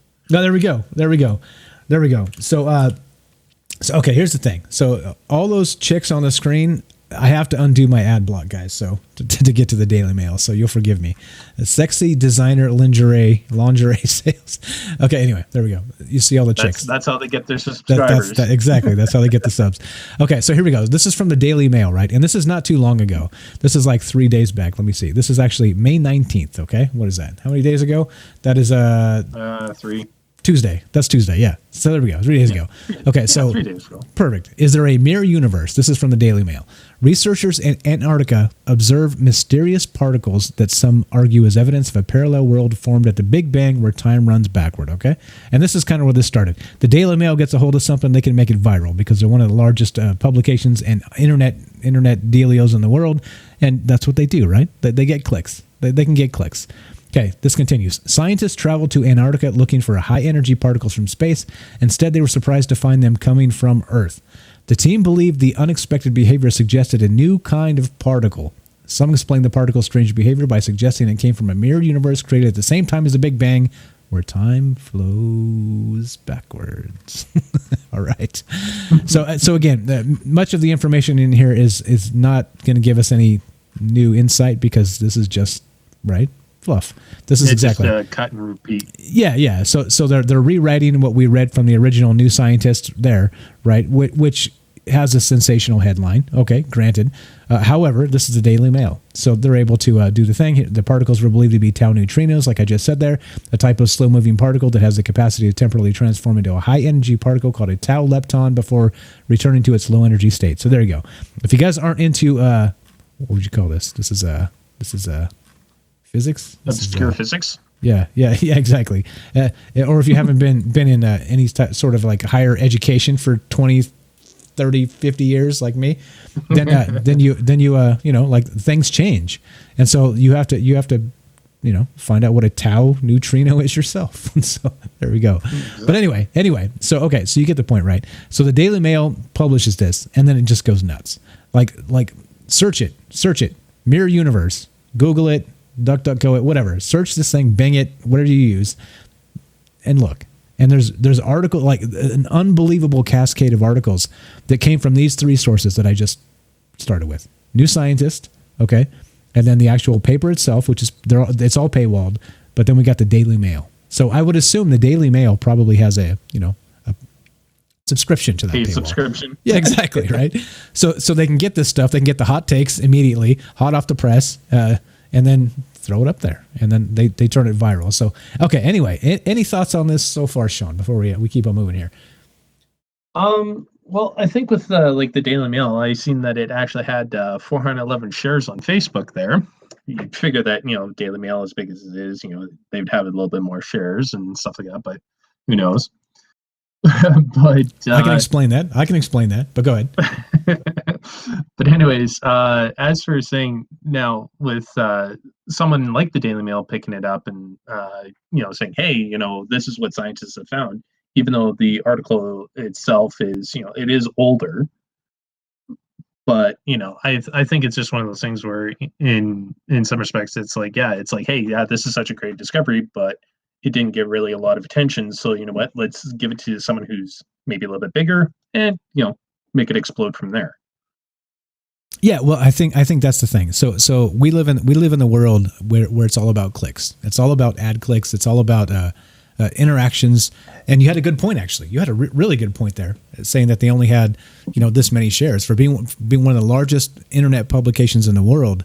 The Daily Mail only has a few hundred shares. Okay, which I can explain. Like I said, Facebook has like a voodoo algorithm that they eventually will delist you if you don't get enough interactions. Okay, so if they're basically spamming tons of shit that doesn't get clicks or interactions, and then finally they get one that does, their reach is limited because the rest of their shit hasn't got clicks and interactions. So anyway, just like, again, the world we live in, right? These weird algorithms where, again, like, are you telling me the Daily Mail doesn't make an unbelievable, absurd amount of money? Of course they do. Of course they do. Yeah. Of course they do. It's just like the National Enquirer. Like, if I would honestly be shocked if they had that similar thing, but it's like, this is where Elvis came from, kind of thing. I'm pretty sure that they would get more than 411 shares on Facebook. Yeah, well, it depends. It just depends on how Facebook values their information and their data. And again, they're a tabloid, basically. They're basically a tabloid, so they can't. Anyway, like basically, we're a tabloid. Like, this show's a tabloid, right? Basically, because even though we take their own sources, the media's own sources, and we talk about them, we're still a tabloid because we're not like an official trusted source, right? We're not like a fact check type source. So it's true. I don't think they would allow us to be a fact checked. Yeah, that's what I mean, right? Talk about living in the upside down. Holy shit. Yeah. Yeah, no doubt. Yeah, no. It's no, like, okay. How can you trust your own information, like, as a fact checker, Yeah, it's like it just becomes so convoluted because you're trying to take the information that the information that's presented, and trying to get that mesh. And I think that's why a lot of things that do come up, especially like with fact checking and stuff like that, it'll come up as misinformation because of the fact that they're going to lean more towards where it's being publicized from, compared to the actual person being like, hey, no, I know this is how it's supposed to work, kind of thing. So Yeah, no. Again, like there's experts and there's not, and then experts are really good at what they do, but then there's like an entire field of science outside of their expertise that they probably don't know a ton about.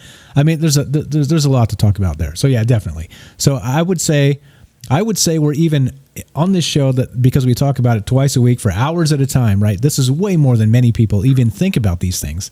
I would say we're like, maybe semi-experts in propaganda, right? Because we literally talk about it constantly. We think about it constantly. And we try and like put it into perspective constantly, which is way more than most of the population does. So I think that puts us as, fact check experts. It seems plausible. Plausible. There you go. I'll apply to Facebook as a fact check organization. A couple good comments. Robert, what's up? On Facebook says, our universe continues to expand, so time moves forward. Obviously, that parallel universe reached maximum expansion and is now in reverse, therefore contracting, which therefore its time moves backward and will continue to do so until another Big Bang causes its time to move forward again, just as our universe reaches maximum expansion and starts reversing. Now, funny you say that, and funny you, Sean, brought up Elvis. Let's play a couple clips here to kind of do this. I got some clips ready. I was listening to Michael Savage. Michael Savage. If everybody doesn't know him, he's a right winger. So everybody, again, cover your ears if you're offended by ideas that aren't your own. But he's talking about science, and he actually has Michio Kaku. Everybody knows this guy, right? He ends up on all the science shows. He ends up on like Ancient Aliens. He's like the older Asian man that's astrophysicist. Okay, like super famous. Like he's probably like the top 5 like famous astrophysicists in the world behind Neil deGrasse and I don't know who else, but he's definitely up there. So anyway, this is Michael Savage today interviewing regarding this reverse time, multiple universes type thing. So let's see what the astrophysicist had to say. And like I said, right winger alert. Everybody relax. We're talking about space. We're talking about space time. We're talking. Anyway, here we go. Part 1, action. Is there any possibility there could be a parallel universe or universes, Doctor? Well, believe it or not, this is what I do professionally. And if you watch the Big Bang Theory, you know that Sheldon works on string theory. And I'm one of the early pioneers in string theory. I'm the founder of string field theory, one of the main branches of string theory. And string theory says that we live in maybe 10, maybe 11-dimensional hyperspace. And that parallel universes, we're talking about a multiverse of parallel universes, not just one or two, but a landscape of parallel universes. So we could be having this very same conversation in another parallel universe, except there are 3 of us or 4 of us online instead of just 2. Oh, God. Isn't it enough that it's just the 2 of us? So what does that do for our consciousness, Dr. Kaku? What does it do for our consciousness? Are we now to believe that we're living somewhere else at the same time? Well, our senses tell us that we can go forward, backward, left, right, up, down, and 3 dimensions is all there is. Maybe a 4th if you include time. But we think that at the beginning of the universe, when the universe was created, the universe existed in perhaps 11-dimensional hyperspace, and that our universe is a bubble. A bubble is expanding. We live on the skin of the bubble, and that's called the Big Bang Theory. But the new theory says that there are other bubbles out there creating a bubble bath of universes called the multiverse. And yes, it means that universes could be formed even as we speak. Even as we speak, somewhere in the cosmos, a Big Bang has taken place and a baby universe has just gotten off the ground. In fact, Stephen Hawking, my colleague, when he was alive, he talked about baby universes being born somewhere in the cosmos, so far away that we can't measure it directly. But that's what the theory says. The theory says there should be other universes out there. And at the electron level, at the subatomic level, electrons can be 2 places at the same time. Okay, there we go. We've talked about that. The double slit test. We've talked about not astrophysics. What is it? What is it? The tiniest level of physics. There's a name for that. Macrophysics? No. It's micro. Anyway, it'll come to me. But so there, basically, when a particle is at a very, very tiny, at neutrino level, you can't ever like pin it down to a particular point. It's in several places at once. Okay, and with the observer effect, the double slit test, we talked about this in the past.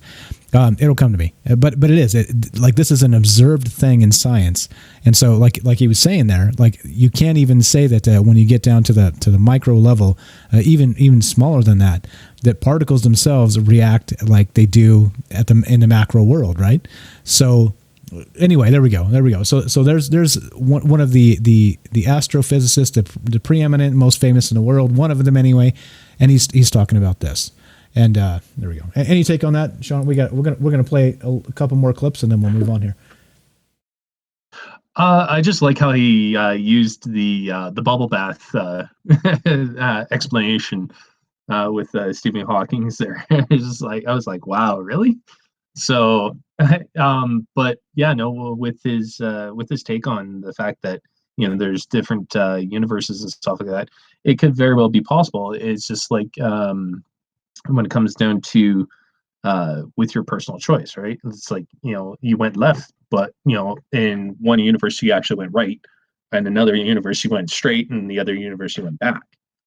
Right there is that theory that is out there that every choice that you've made and the reality that you are experiencing now is based off of your own personal choice, but there's also the other choices that you've made and that have like split off and branched off. Right, like explaining time, like every slice of time is still in existence somewhere. It's just not here, right?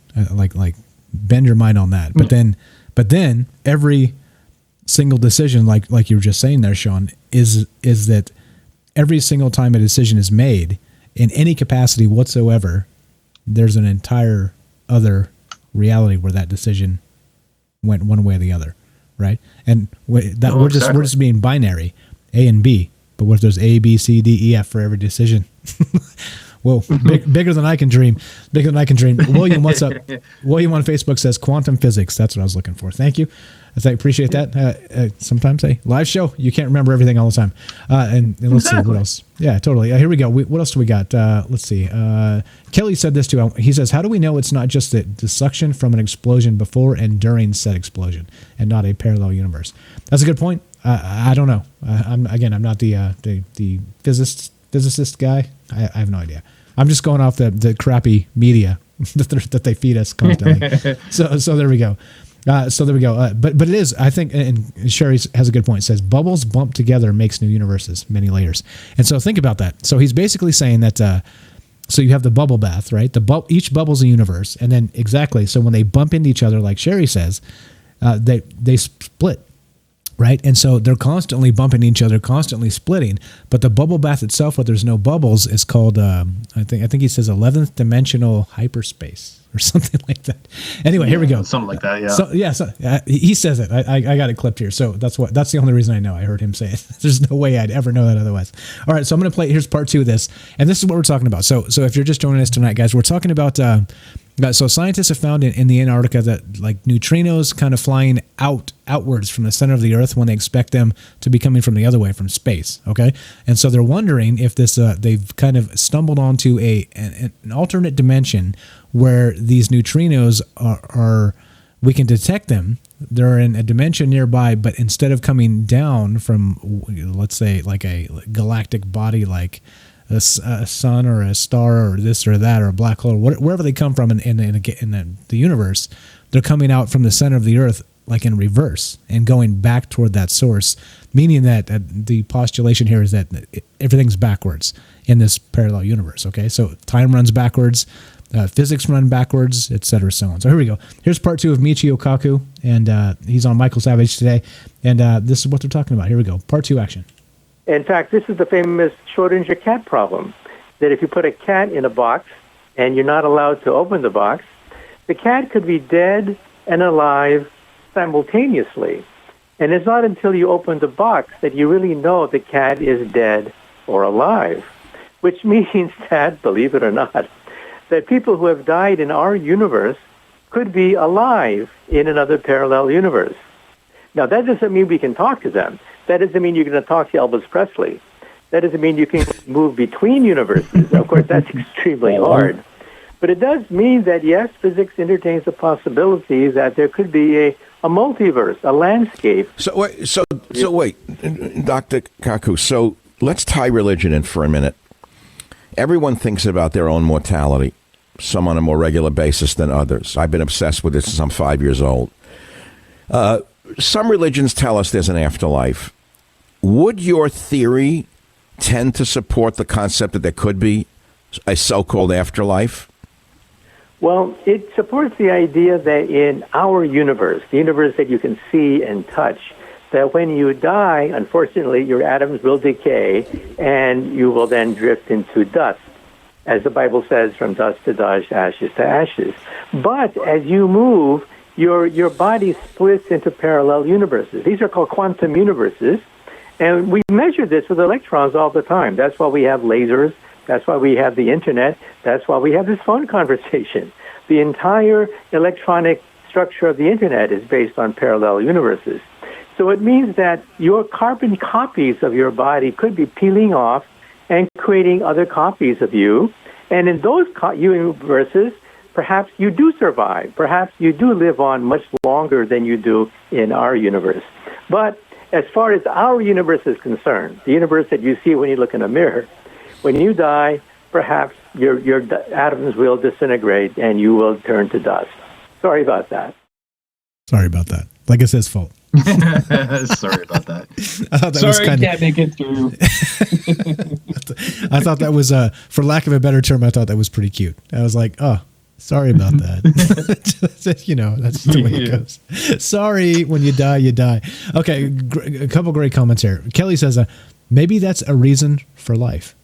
You try to align all of you and say 10 or 11 different universes. Imagine if you can align all of you, how powerful that might be.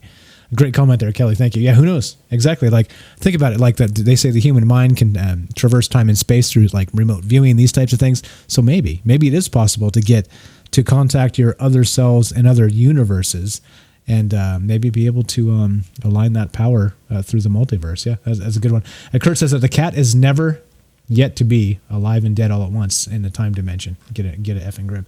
And Larry says the seven heavens. Yeah, I mean, again, right? Like we're talking. This is out there stuff. Quantum physics. So this is literally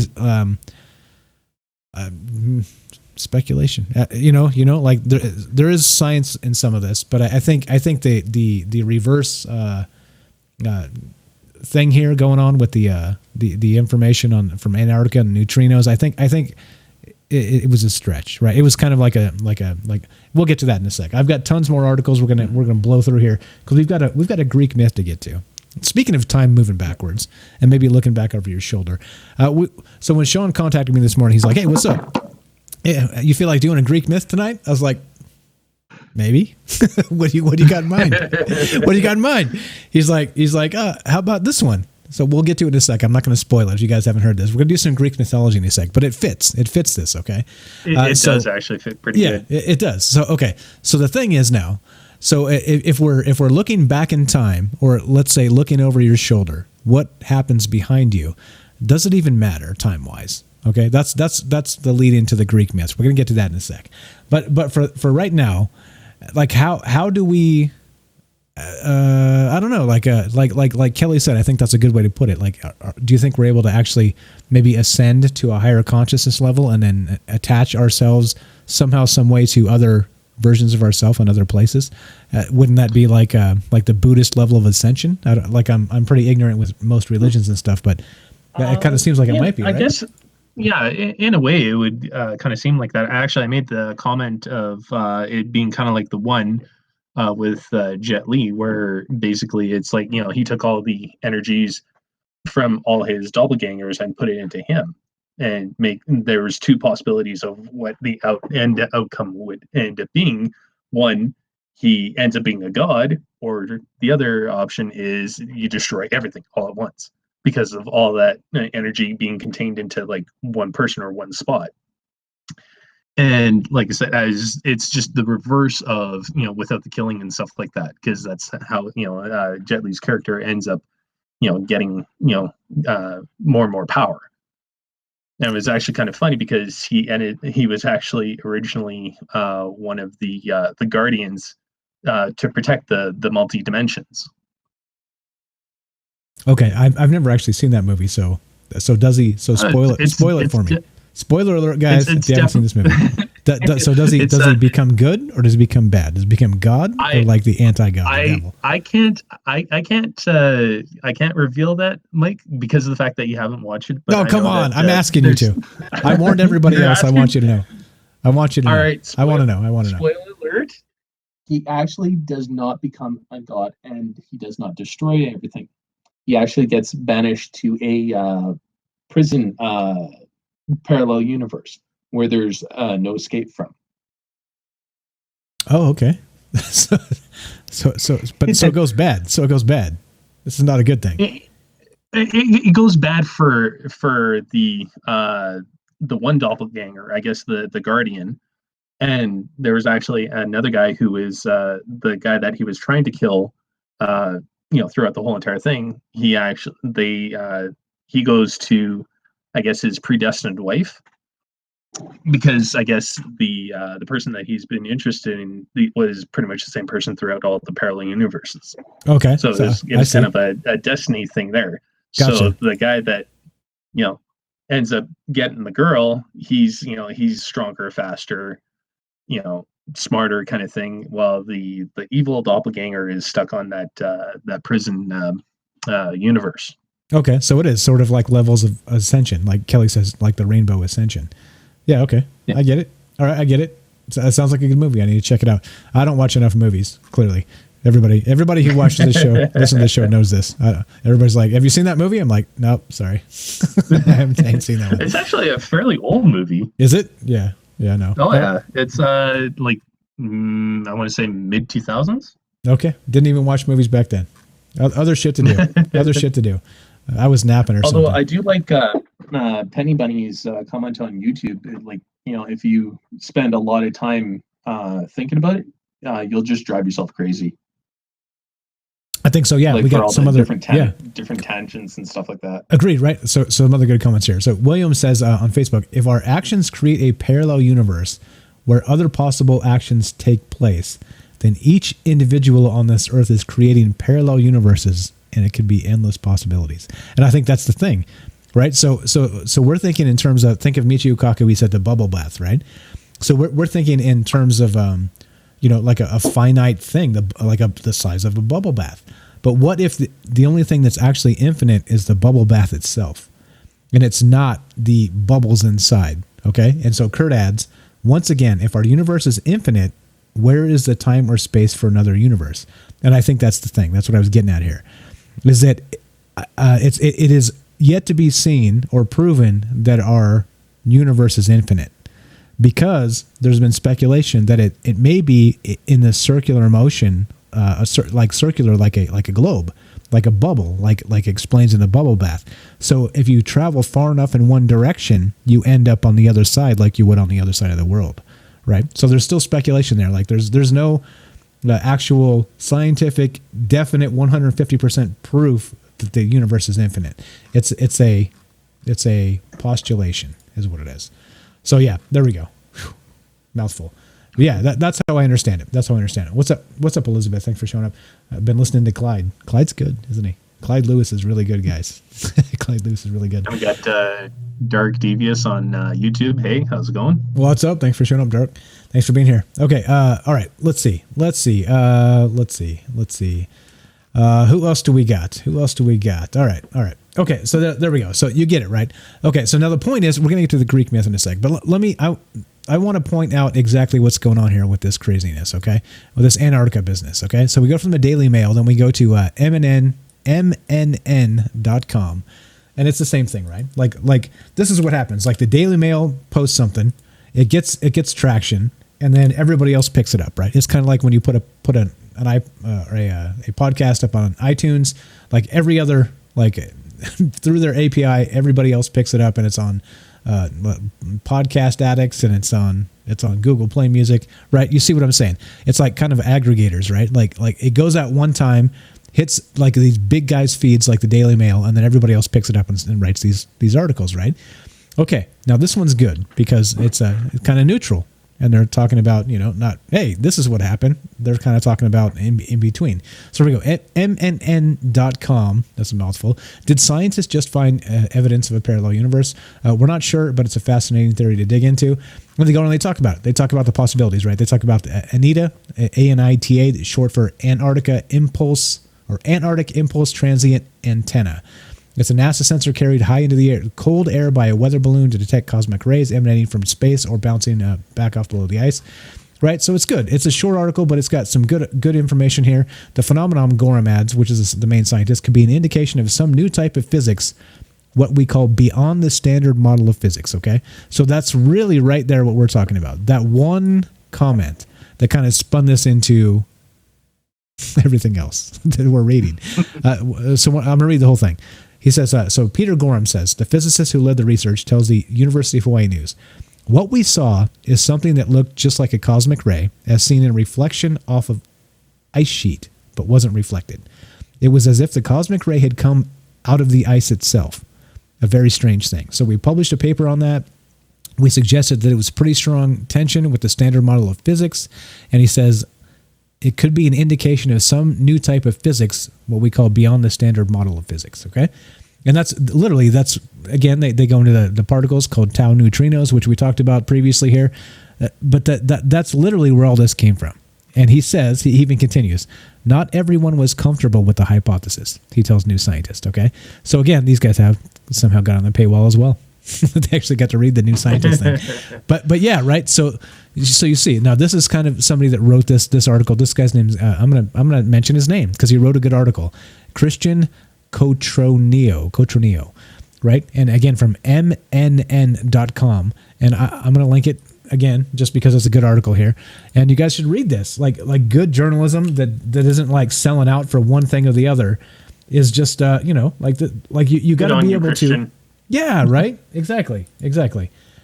So, I mean, yeah. Okay. There we go. Let me link it again. Yeah. And Kelly adds, all in all, these are all just theories. And you're right. You're completely right. Okay. Here we go. Now I'm going to spin through a bunch of this shit really fast. Okay. So we do have time.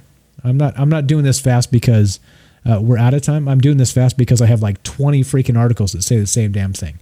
And so I'm going to burn through these real fast and kind of let you guys just from the headlines realize what they're saying and what they're doing. And again, it's fake news. It's clickbait, right? It's BS. And it doesn't matter that it's based in science or not. It's what they say in the titles that kind of tells the whole story, right? Because they want you to click.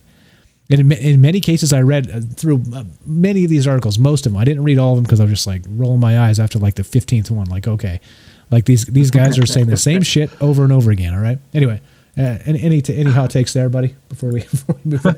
It just seems like it's a wash, rinse, repeat, and just keep on doing it until you get all the clicks that you want to your site, and then after that, it's like, yeah, okay, we'll let the story die, and then we'll revive it. Maybe 2 years later, when they got when the scientists come up with, oh, you know what? Hey, that paper that we wrote and all that information, yeah, we weren't really right on that. So what's how science works though? You're supposed to take a guess, and then you're supposed to try and prove it, right? You're supposed to be like, okay, based on what I've seen, exactly, this is possible. Let's see if we can prove that.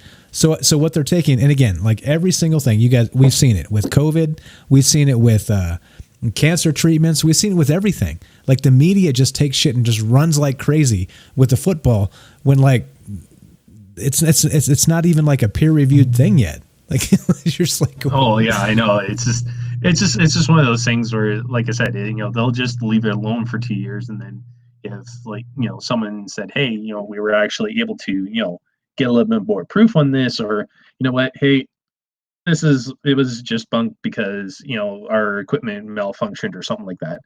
And I get it that you have to go through the research and everything else like this and double check your work, but it's like for something big like this, you'd figure that there would be more talk about it, but they don't want you to focus on that. They want you to focus in on stuff that would fill you with fear and the fear porn.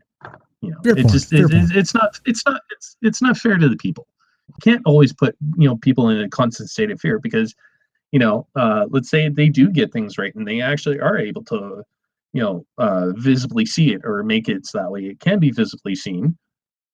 Then you're going to have people going, oh, well, some tentacle like Cthulhu being is going to come through and enslave us all or something like that. And then the media will run with it. Which some people have said. Dr. David Jacobs, I'm talking to you out there. If you're listening, you're probably not listening. But yeah, some people have said that. Some people have said those things. But yeah, and I think that's the thing. I think that's why, again, we kind of look at the propaganda and see what they're actually telling us. And I agree 100%. You have to. There's got to be some basis in reality here. You got to keep 1 foot somewhere in reality, right? Like the rest of you, fine. You can float off like the hot air balloon in Antarctica, looking for the tau neutrinos, fine. But like you got to keep 1 foot down here, guys. Like you got to keep one on the ground. The rest you can float or fly to Mars or wherever you want to go. But come on. We got to keep one on the ground when we talk about this stuff. So I'm going to burn through a bunch of this, and we'll talk about it real quick. But again, we have time. There's time here. So if this is live, if you're listening on Friday night, what the hell day is it? May 22nd. Still in the apocalypse. What, lockdown days 75 or some shit like this? Yeah. So. Well, for some people, it's the 23rd. Yeah. Oh, that's true. That's true. Some of you East Coasters, it's the 23rd. We've clocked in the witching hour. But we're still up. We're still up, and we're still here for you. If you want to be on the show, you have comments on this stuff. What do you think about this parallel universe bit? What do you think about the way the media reports it? Do you think that it's important that it gets out? 1, 2, do you think that the media is irresponsible when it does get out? And 3, do you think us talking about it is worthwhile? Just tell us what you think. And, all of the above. Number 4, do you think that they're going to add any fear porn to it? It's always fear porn. It's always fear.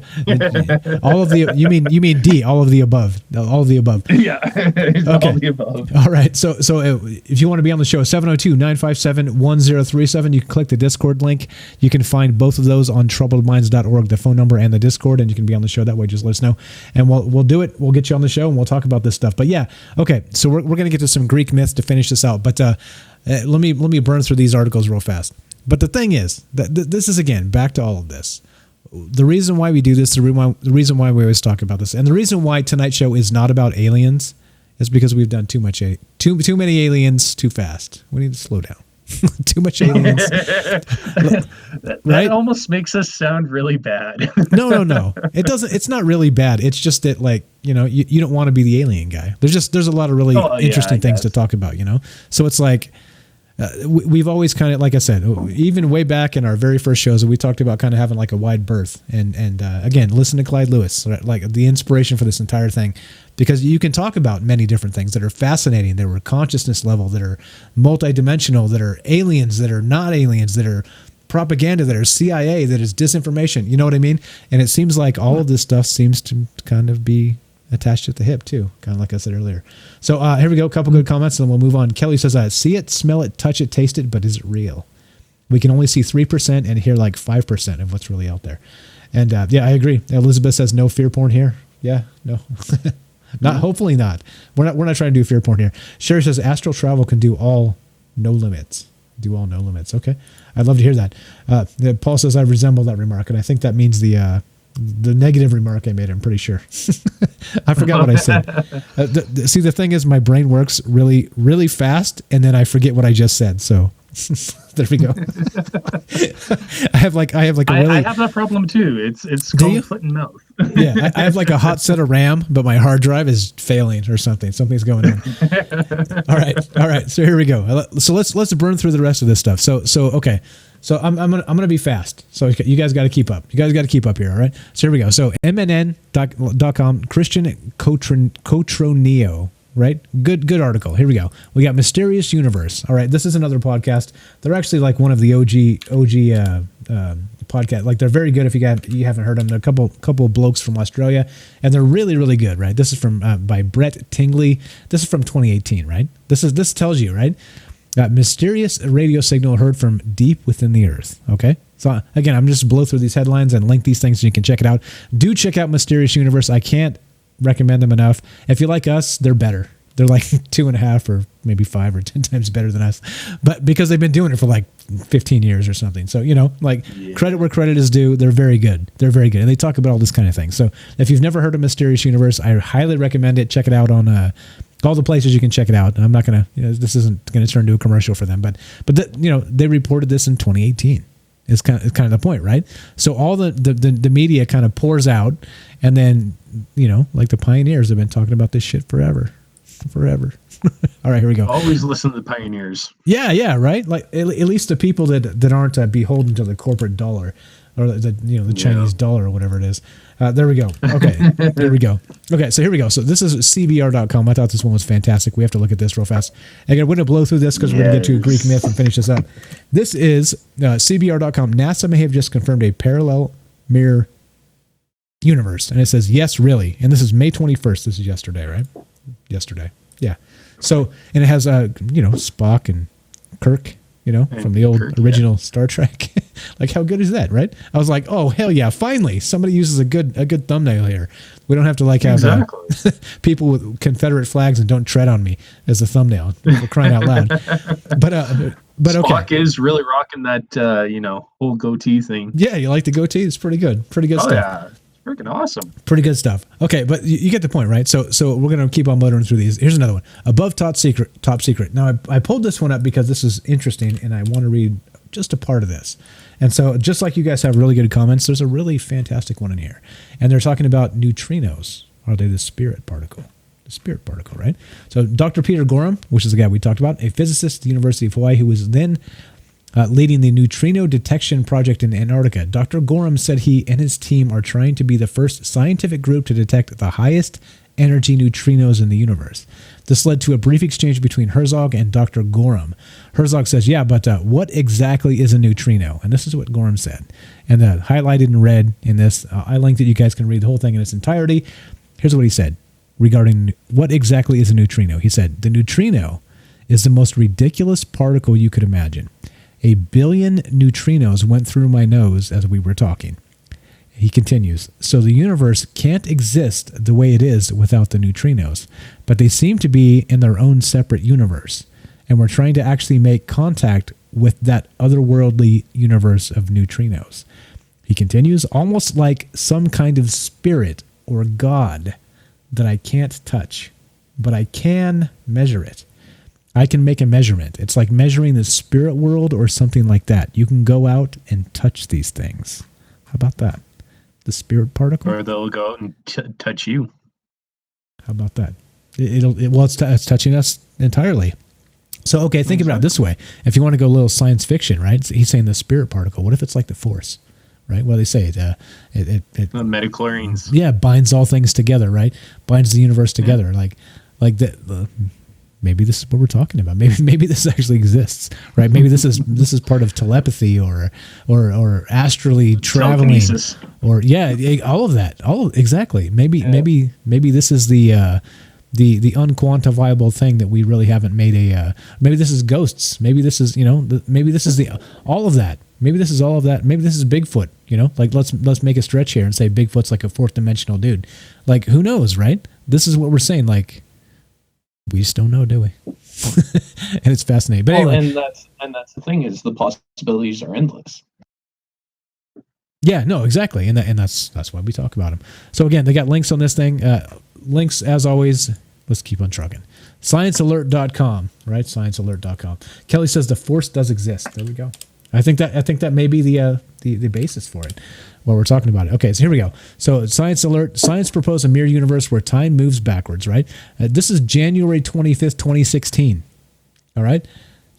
Again, I'm pulling these up just so we can see like where the media has been all over the place about this shit. And so now, for some reason, it's like hit the newswire in the last 3 days. All right, so there we go. This one was 2016. All right, anyway, keep on moving here. MSN.com. Is there a mirror universe? Researchers in Antarctica observe mysterious particles that some argue is evidence of a parallel world formed at the Big Bang when time runs backwards. At least they hedged there a little bit. They said some argue, right? They didn't be like, ancient astronaut theorists say yes. You know what I mean? Like everybody says yes. Yeah, everybody says yes. Yeah, you know, like at least, you know. Anyway, there we go. This is one day ago. But okay, there's a point to this. Trust me, guys. I'm gonna burn through these. We're just reading some headlines and kind of looking at these articles. You can read them all in their entirety if you're that morbid and that sick and you have to really be a completionist. Fine. I respect that. I'm not going to do it myself. We'll be here till midnight reading the same shit over and over. But here we go. So we have CNET.com. Here we go. No, NASA didn't find a parallel universe where time runs backward. That's the subheadline. Sorry, but the truth is you're stuck in this universe for now. And this was today. This was 5:20 p.m. Pacific time, May 22nd. This was a couple hours before we started this show. All right. So there we go. So again, no. Of course, you know what I mean? Like, but this is what happens. The information comes out, the Daily Mail starts it, it runs amok, everybody picks it up because like, holy shit, Daily Mail's getting ad clicks, we're gonna run this too.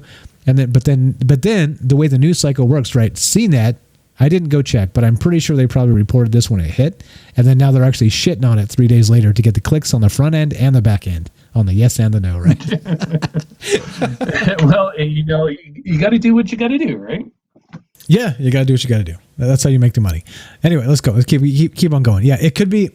You guys say you're buffering. I apologize. This might be my fault. Before we started, I thought we might have to abort this entire thing because my internet was being really shitty, and it's never really shitty. Rarely, but it was before we started. So go ahead and refresh if you guys are buffering, and maybe it'll fix this.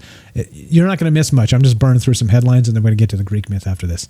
So let's hope the boat holds, the weather holds. And we'll get to this in a sec.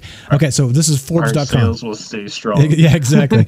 So has NASA found a parallel universe where time flows backwards? The truth behind the headlines, right? So then they turns, right? It starts with oh look, we got a parallel universe, and so, you know, the Schrodinger's cat and this other bullshit and the things and the quantum physics and. But then suddenly the headlines turn, right? Then the fact checks come. So it's like everybody says it, then everybody's like, oh no, oh wait, hold on, we got a fact check going on right here. All right, no, here we go. This sounds too fantastical. Yeah, exactly. They're like, well, our ad clicks and our money's going down on that, so now we got to shit on it and make them read it a second time, right? So then you do that. You get less virality, but you get people that clicked on the first one as the engagement. Actually, speaking of engagement, let's do the cheap engagement trick. Everybody type in the chat if you've heard of this before I talked about it tonight. If you've heard of this in any capacity, just type yes. If you heard of the parallel universe at any time in the last 3 years, if you haven't, type no. There you go. There's our cheap engagement trick. We're doing it. If you heard me, Facebook, and you're going to ban me, fuck off. I don't care. We're doing a cheap engagement trick. If you've heard of this, and before before we brought it up tonight, before we were talking about this parallel universe, time running backwards, if you heard of this before I talked about it tonight, type yes or no in the chat. There's our cheap engagement trick, talking about cheap engagement. That's what we're going to do. We're going to hold on just a sec, and you can yes or no, and appreciate that. That's some engagement, kind of boosts us a little bit. And yeah, I'll check YouTube here as it comes through. Okay, thank you. So far, all right, we've got Penny Bunny, yeah. Paul, yeah. Green Arrow, yes. All right, we got some yeses. Everybody's here. We got Robert says yes. We got Nikki says yes. There we go. The cheap engagement trick. Paul's laughing at me. The cheap engagement trick. Hey, what are you going to do? Sometimes, you know what I'm saying? But look, that's what these guys are doing, right? They're like, hey, we're going to do the clickbait. Exactly. And then after you've consumed the clickbait and our numbers have gone down, we're going to flip it. And we're going to be like, oh, well, we were wrong. Click it again. Thanks, guys.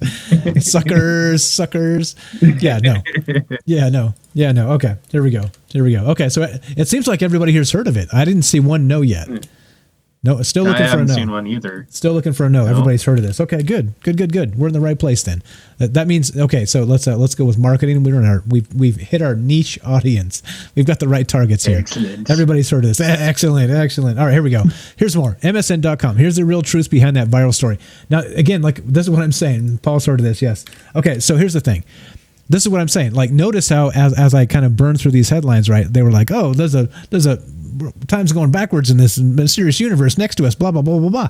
But then suddenly, now as I'm kind of cruising through these links, it's like, wait, here's the real truth behind the story of the blah, blah, blah, blah, right? Or, no, NASA didn't find a thing. And let me tell you the real story.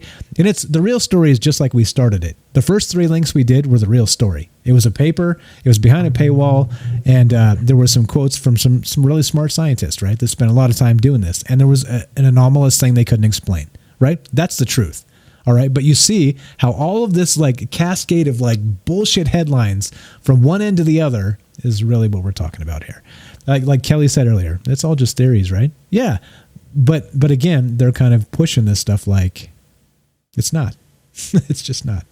Anyway, here we go. Unilad, Ducka. I think we're done. I've got another 10 of these. We're not gonna motor through these because you guys get the point. You guys get the point. I don't think we need to melt the brains any further. I don't think so.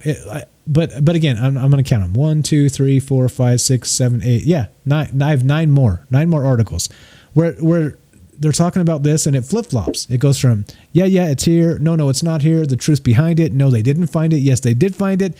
Everywhere in between, right? We're talking about one thing from one scientific paper, one group of people in Antarctica, like maybe 6 people, I believe it is. It's something like that.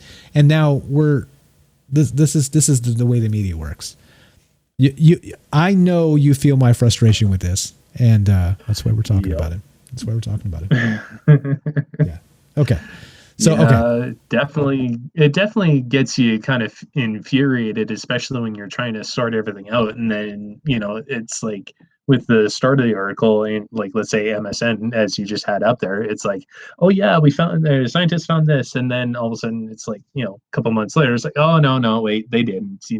That was our bad. We were misinformed, so on and so forth. And it's just like, really, like, come on, it's like pick a side. Yeah, or at least pick in the middle. Not only that, they don't even ever like apologize and say we fucked up. You know what I mean? No, like, they don't. It's like it's just like it's one thing. Now listen. Now we talk about a lot of things on this show. We talk about time travel. We talk about some shit that's out there. Okay, but we're never like, hey, this is reality, guys. Get over it. You know what I mean? Nothing's ever like we're in the middle of the conversation. Hopefully, we do our best to stay in the middle. We don't tell you anything's right or wrong. Like, let's just talk about it, the possibility. If they write articles like that, they're in the clear, but they can't because they want clicks. They want you to go, oh, well, I found a parallel universe. Click. Like, come on, guys. Not us. Yeah. You're here because you're smarter than that. But I mean, people of the world. Come on, people of the world. Like, pay attention to what the press is doing. We got a phone call coming in. We'll take this in just a sec. What's up, Rolf? I see you there on YouTube. Thanks for showing up. Let's see. What else do we got? Let's see. In buffering world, nothing really matters at all. Well, that's okay. That's okay. Yeah, that's true. That's true. Oh, that's buffering.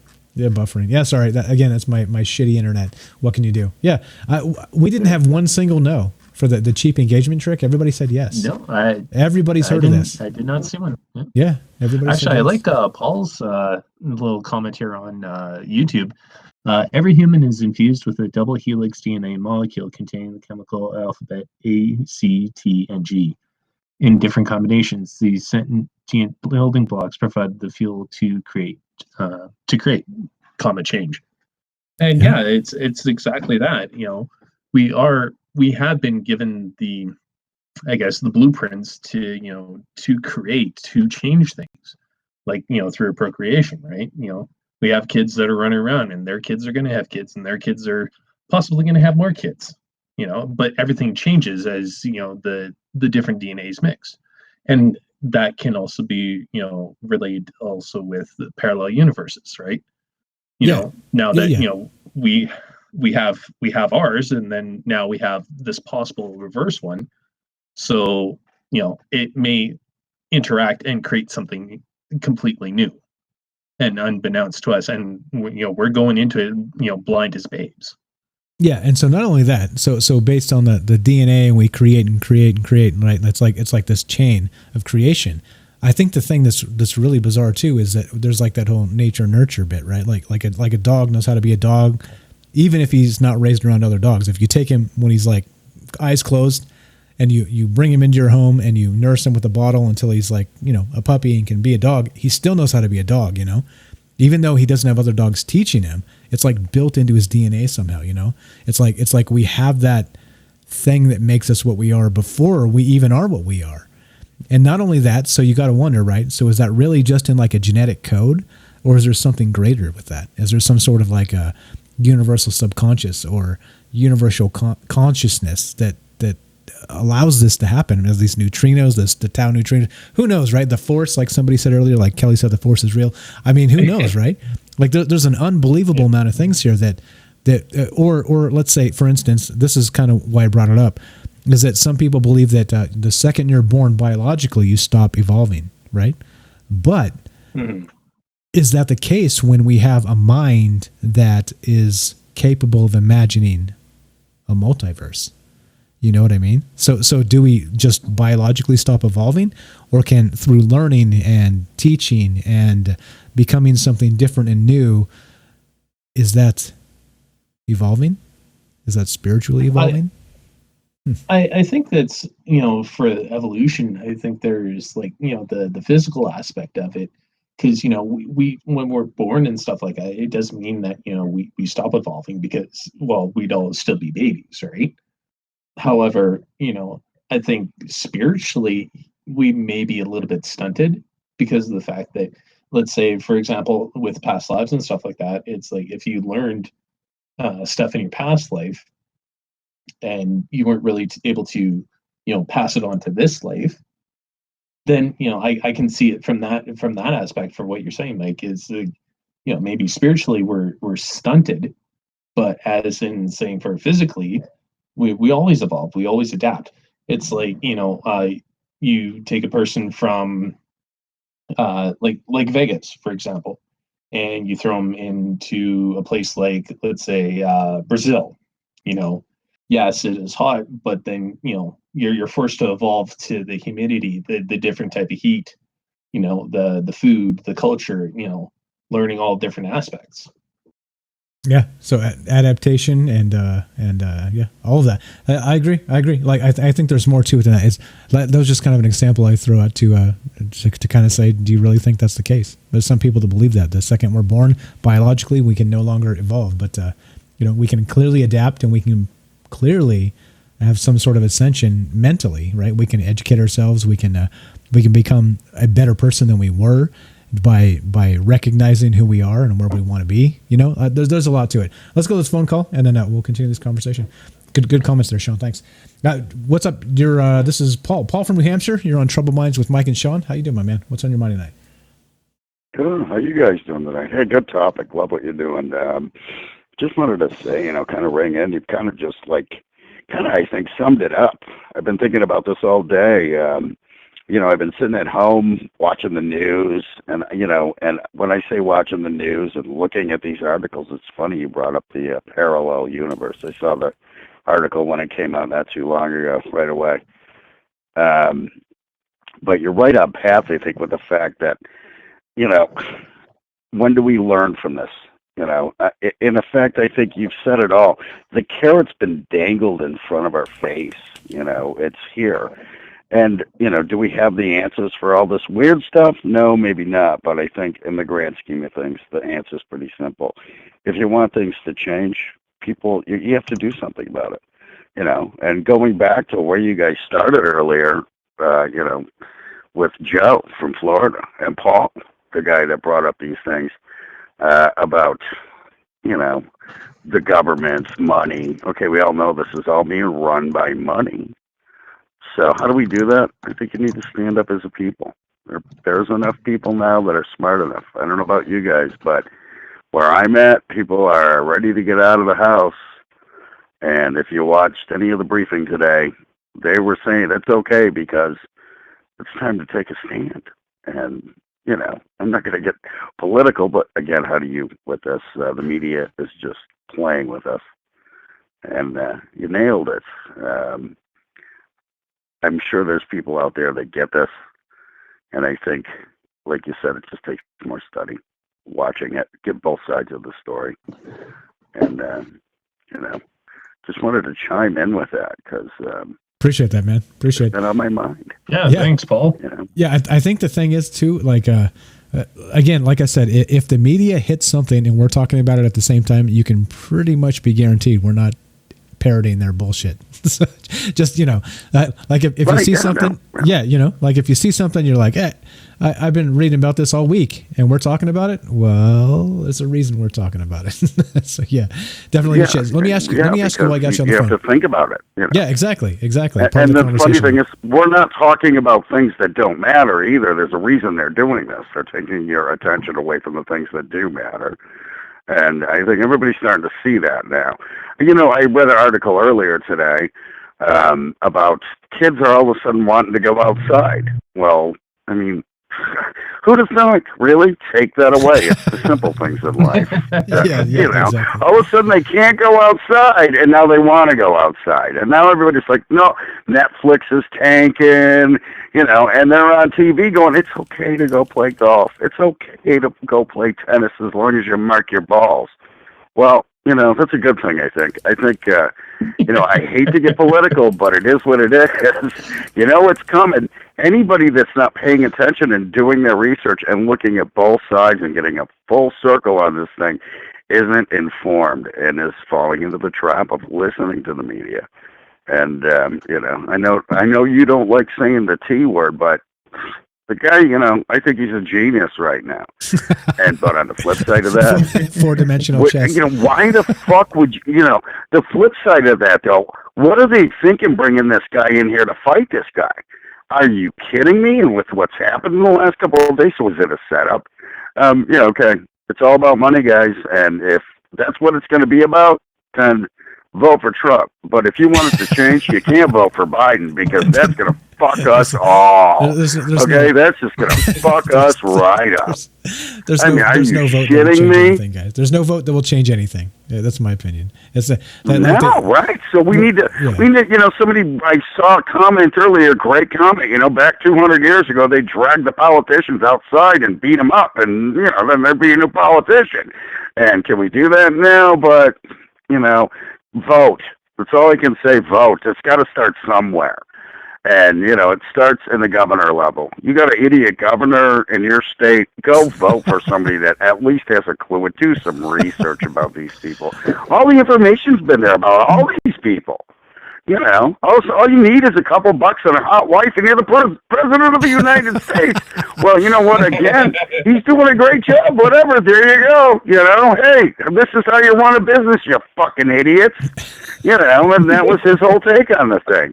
Does he care he's going to be dead in fucking 10 years, or living on an island with his hot wife? So, somebody got it right.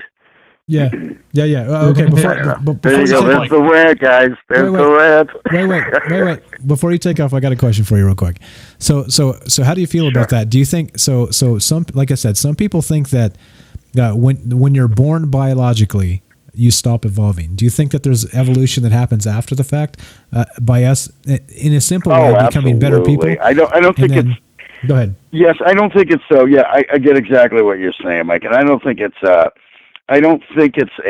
DNA evolution, and then again, it might be. There's definitely some petri dish going on this planet. You know where I lie with this. I'm the creepy alien guy that just happens to have the information that might be able to prove this shit. But I think it's more of a spiritual thing, too. So when you look at all these things, parallel universes, afterlives, there's something going on, and I know that from experience. And, I can talk about it all night and get into all the, things that have happened to me. But when you look at it in a big picture, I think it, has to do with DNA, but you need to teach people. And, some people can't learn, and some people do learn, and I think we're getting there. I think as a planet, we're getting there. We're evolving, but it's not the Darwinism type of evolving. We're not just growing older and getting smarter. It's more of a jump start. We had a jump start. Like I said, the carrot's been dangled in front of our face right now. It's going to take more time. There's nothing we can do about it right now, brother. There's nothing we can do except what you're doing. Bring more awareness. No. Do it in the right way. Wait. That's really nice of you to say that. But Sean's here with us. You've called in tonight. We've got tons of people in chat. It's no longer just me. In the old days, it was just me. No, and it's me and Sean Frank. too. Absolutely, all It's you us. guys. No, It's us. everybody. No, It's that's what us. I'm Yeah. saying. Yeah, yeah. It's everybody, and that's what we need. Yes, and that's exactly. And I think I'm seeing it too. You know, it's amazing the people that I've met throughout my lifetime that eventually wake up that we're going to church and you know had a bad relationship and did the right thing. And, you know, we all make mistakes, and everybody's going to get tempted by the wrong thing. But I think in the grand scheme of things, it's something you evolve with as, you know, in your mind, and it's a spiritual thing. There's, you know, I've been tapped on the shoulder.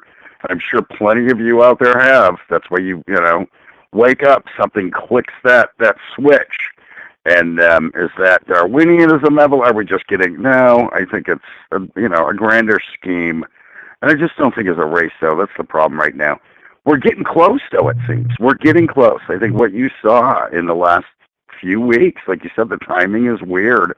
So it's one of two things, man. Armageddon's coming and they know it. And that's the conspiracy theory and, theorist in me. Bring on the alien invasion. I've said it all along. At least I have a chance, or maybe we're going to wake up and, this next election he gets reelected and we don't have to listen or watch Joe lick, pictures of Trump's wife, because I don't know what's this guy going to do. Are you flipping kidding me? I mean, come on. Okay. And, I can't. Okay. I mean, on the day after the you election, should be the guy asking the media questions, by the way. I know, guys, sorry. Anyways, you need to be the guys asking the media these questions, but it'll never get found, So, do that thing about with cheap, what did you call it? Cheap traffic stuff, Get it on, man. Yeah. Whatever you got to do. Cheap engagement. Cheap engagement. Be heard. Cheap engagement. Be heard. And you know how you be heard? I'm going to end now. Go out and vote. That's what I'm going to say. Go out and vote for your governors and and it starts there. It starts with the people, There you That's go. all I can say. And so one more cheap engagement trick while we're at it, while we got Paul on the phone. Has anybody here heard of Paul from New Hampshire? Yeah, type yes or no in the chat. One more cheap engagement trick. If you have or haven't, no problem. Just go ahead and type I hope it's a lot of no's. Appreciate it, Paul. Have a good night, my man. Thanks for calling. You are a funny cocksucker. All right, thanks, brother. All right, Thanks, I'll man. talk to Have you a good later. night. There we go. Paul from New Hampshire. Cheap engagement trick. Go ahead and type yes or no whether you heard of Paul from New Hampshire before. If you have or haven't, it's all good. Nobody's feelings are hurt. We're just making jokes here. We're making jokes here. Okay, so all right. So now all this talk about time running backwards. Okay, if you could turn back time, right? I didn't have the share song queued up. Actually, hold on. Let me do one more. I got Michio Kaku part 3 on this. Just the very last part of this Michael Savage interview. Got 3 parts, and then we're going to do the actual Greek myth to end this, and then we'll talk about it. This is what inspired the whole thing. Sean this morning said, "Hey, what's up? How about this Greek myth?" I was like, "Yep, let's do this," and we did this, and this is what this turned into. And I'm telling you, we got this. We got the tools. We got the talent, guys. We can do this. If you want to do a show, Sean, you already know this. Contact me. Let me know. Give me a day or so. If you can get me early in the morning, if I'm awake. Some early mornings I'm not awake. But if you can get me the day before, you've had a couple like it doesn't. cups. Yeah, exactly. It doesn't have to be like set it up a month in advance or anything. Like literally, Sean sent me a message this morning and said, "Hey, how about this?" And I said, "All right, we got to make it relevant," and we did. Right? Like we did. You're about to find out how we made it relevant as we bring this all back around. One more time, this is Michael Savage talking to Michio Kaku about this parallel universe bit, and then we're going to go on to Greek mythology and end this up. Here we go. Part 3, action. No. I look. I have a friend who's a very let's say educated medical doctor, a PhD in neuropsychiatrist, and he says, "I don't believe in God. I don't believe in an afterlife." He said, "When the electricity stops in your brain, you're dead." Would you argue that that's not necessarily true? Well, I would argue that in our universe, the universe that you can see and touch, that you see in a mirror, that when you die, chances are your atoms will disintegrate and you'll turn to dust. Okay? But like I said, you exist in multiple states. When you look in the mirror, you're taking an average. An average. Okay, that was a bad idea. We're having technical issues here. I'll link this interview, and you guys can check it out. You can listen to it in its entirety. I only clipped a few minutes out of it, but it's like a 15-20 minute interview. So there you go. You can listen to it. There we go. Apparently, I thought I was going to be cute by smashing it in there. Well, apparently my memory leak had other ideas. So, The tech gods denied it. yeah, that's what they do. Have a good night, Kelly. Thanks for showing up. Let's see. Yes. We got some cheap engagements. Yes. Robert says Frank escaped into the parallel universe, and that could be right. Like, who knows? If anybody has been in contact with Frank, let me know, because I'd love to hear from the man. I hope he's okay. I don't know what else to do. I don't know what else to do. Matt says, in the great state of Pennsylvania, we have Governor Wolf, who needs to be removed from office now. And you're not the only one. there are many other many other governors that need to be removed. Many others. Many others. Okay. Like All Trudeau, he needs to get out. Trudeau, the Prime Minister of Canada. Yeah, Mr. Blackface himself. Have you heard about their recent thing with the OIC? No. What happened? Tell me. Pretty much it's a big gun ban. I did hear that. I did. Gun grab. I did. I actually looked at the list of guns. Did you know this? Check this out. So assault rifles have been banned in Canada. All right, that's what he's talking about. I did see this. Now, on the list of actual bans, they put a list of company names. They put Black Rifle Coffee on the list of bans. That's right. It's a coffee company named Black Rifle Coffee. Look it up. Black Rifle Coffee Canada. Search that. See what the hell happens. I'm telling you, they banned Black Rifle Coffee because it's called Not Black only Rifle. that, but they also banned some airsoft guns, some pellet guns. Yes. There's some shotguns that are now illegal. Yes, exactly. Are you absolutely insane? Yeah, well, natural rights are a funny thing, right? That's the whole thing about natural rights. They're supposed to be non-negotiable, no matter what, ever. Well, in this case, yeah. I'm going to hold on, guys. Give me just a second here. I'm going to play some music, and I'm gonna reset my thing here so we don't have like that stuttering when we do this myth here as we finish this up. So give me just a sec. Unless you want to take the floor for like a minute or so. You want to do that, Sean? Sure. Couple minutes. Go ahead and ramble on. I'm going to mute myself. I'm going to fix this real quick, and then we'll be able to play the thing. So tell us more about the ban and consciousness, whatever. Go get it. I'll be right back. Well, with the ban, it's actually kind of interesting how they're saying.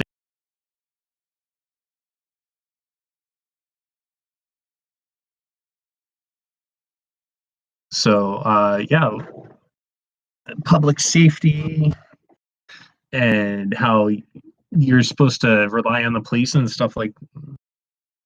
But the only thing is that the RCMP for like in rural, on average, the call ETA is about a half hour. So if you think about it, in that half hour when the criminal breaks into your place and stuff like that, you know, what fun could he have? What demented fun could he have? You know, so it's just one of those really, really weird things that they used a tragedy to do this. And that's the biggest thing is, you know, using a tragedy to make such a big gun grab. So I'm here. You're doing great. Hold on one sec. Another minute. Go. Okay. It's restarting here. You know.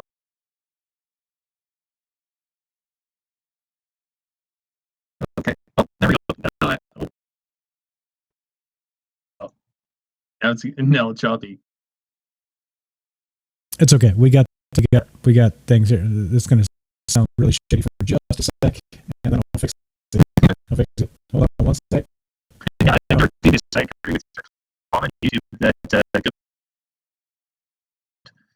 and that thing is that, you know, criminals are not going to play by the rules. They're just going to get the guns from wherever they want, and they're going to commit crimes. So. Yes, get a slingshot from Sherry. No, we have our sharpened hockey sticks. I'm sure it's back.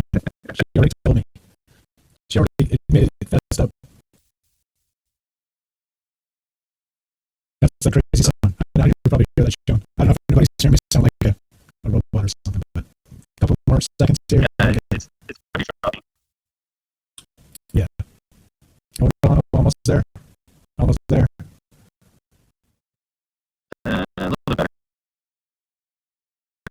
We should be good. We should be good. All right, there we go. All right, so let's play that. Let's play that last Savage clip that we'll probably play now, since this thing worked or didn't, and then we'll move on with the myth, and then we'll do our thing. We'll finish this up. Again, we have time for you guys. If you have comments on any of this, you know what to do. Give us a call.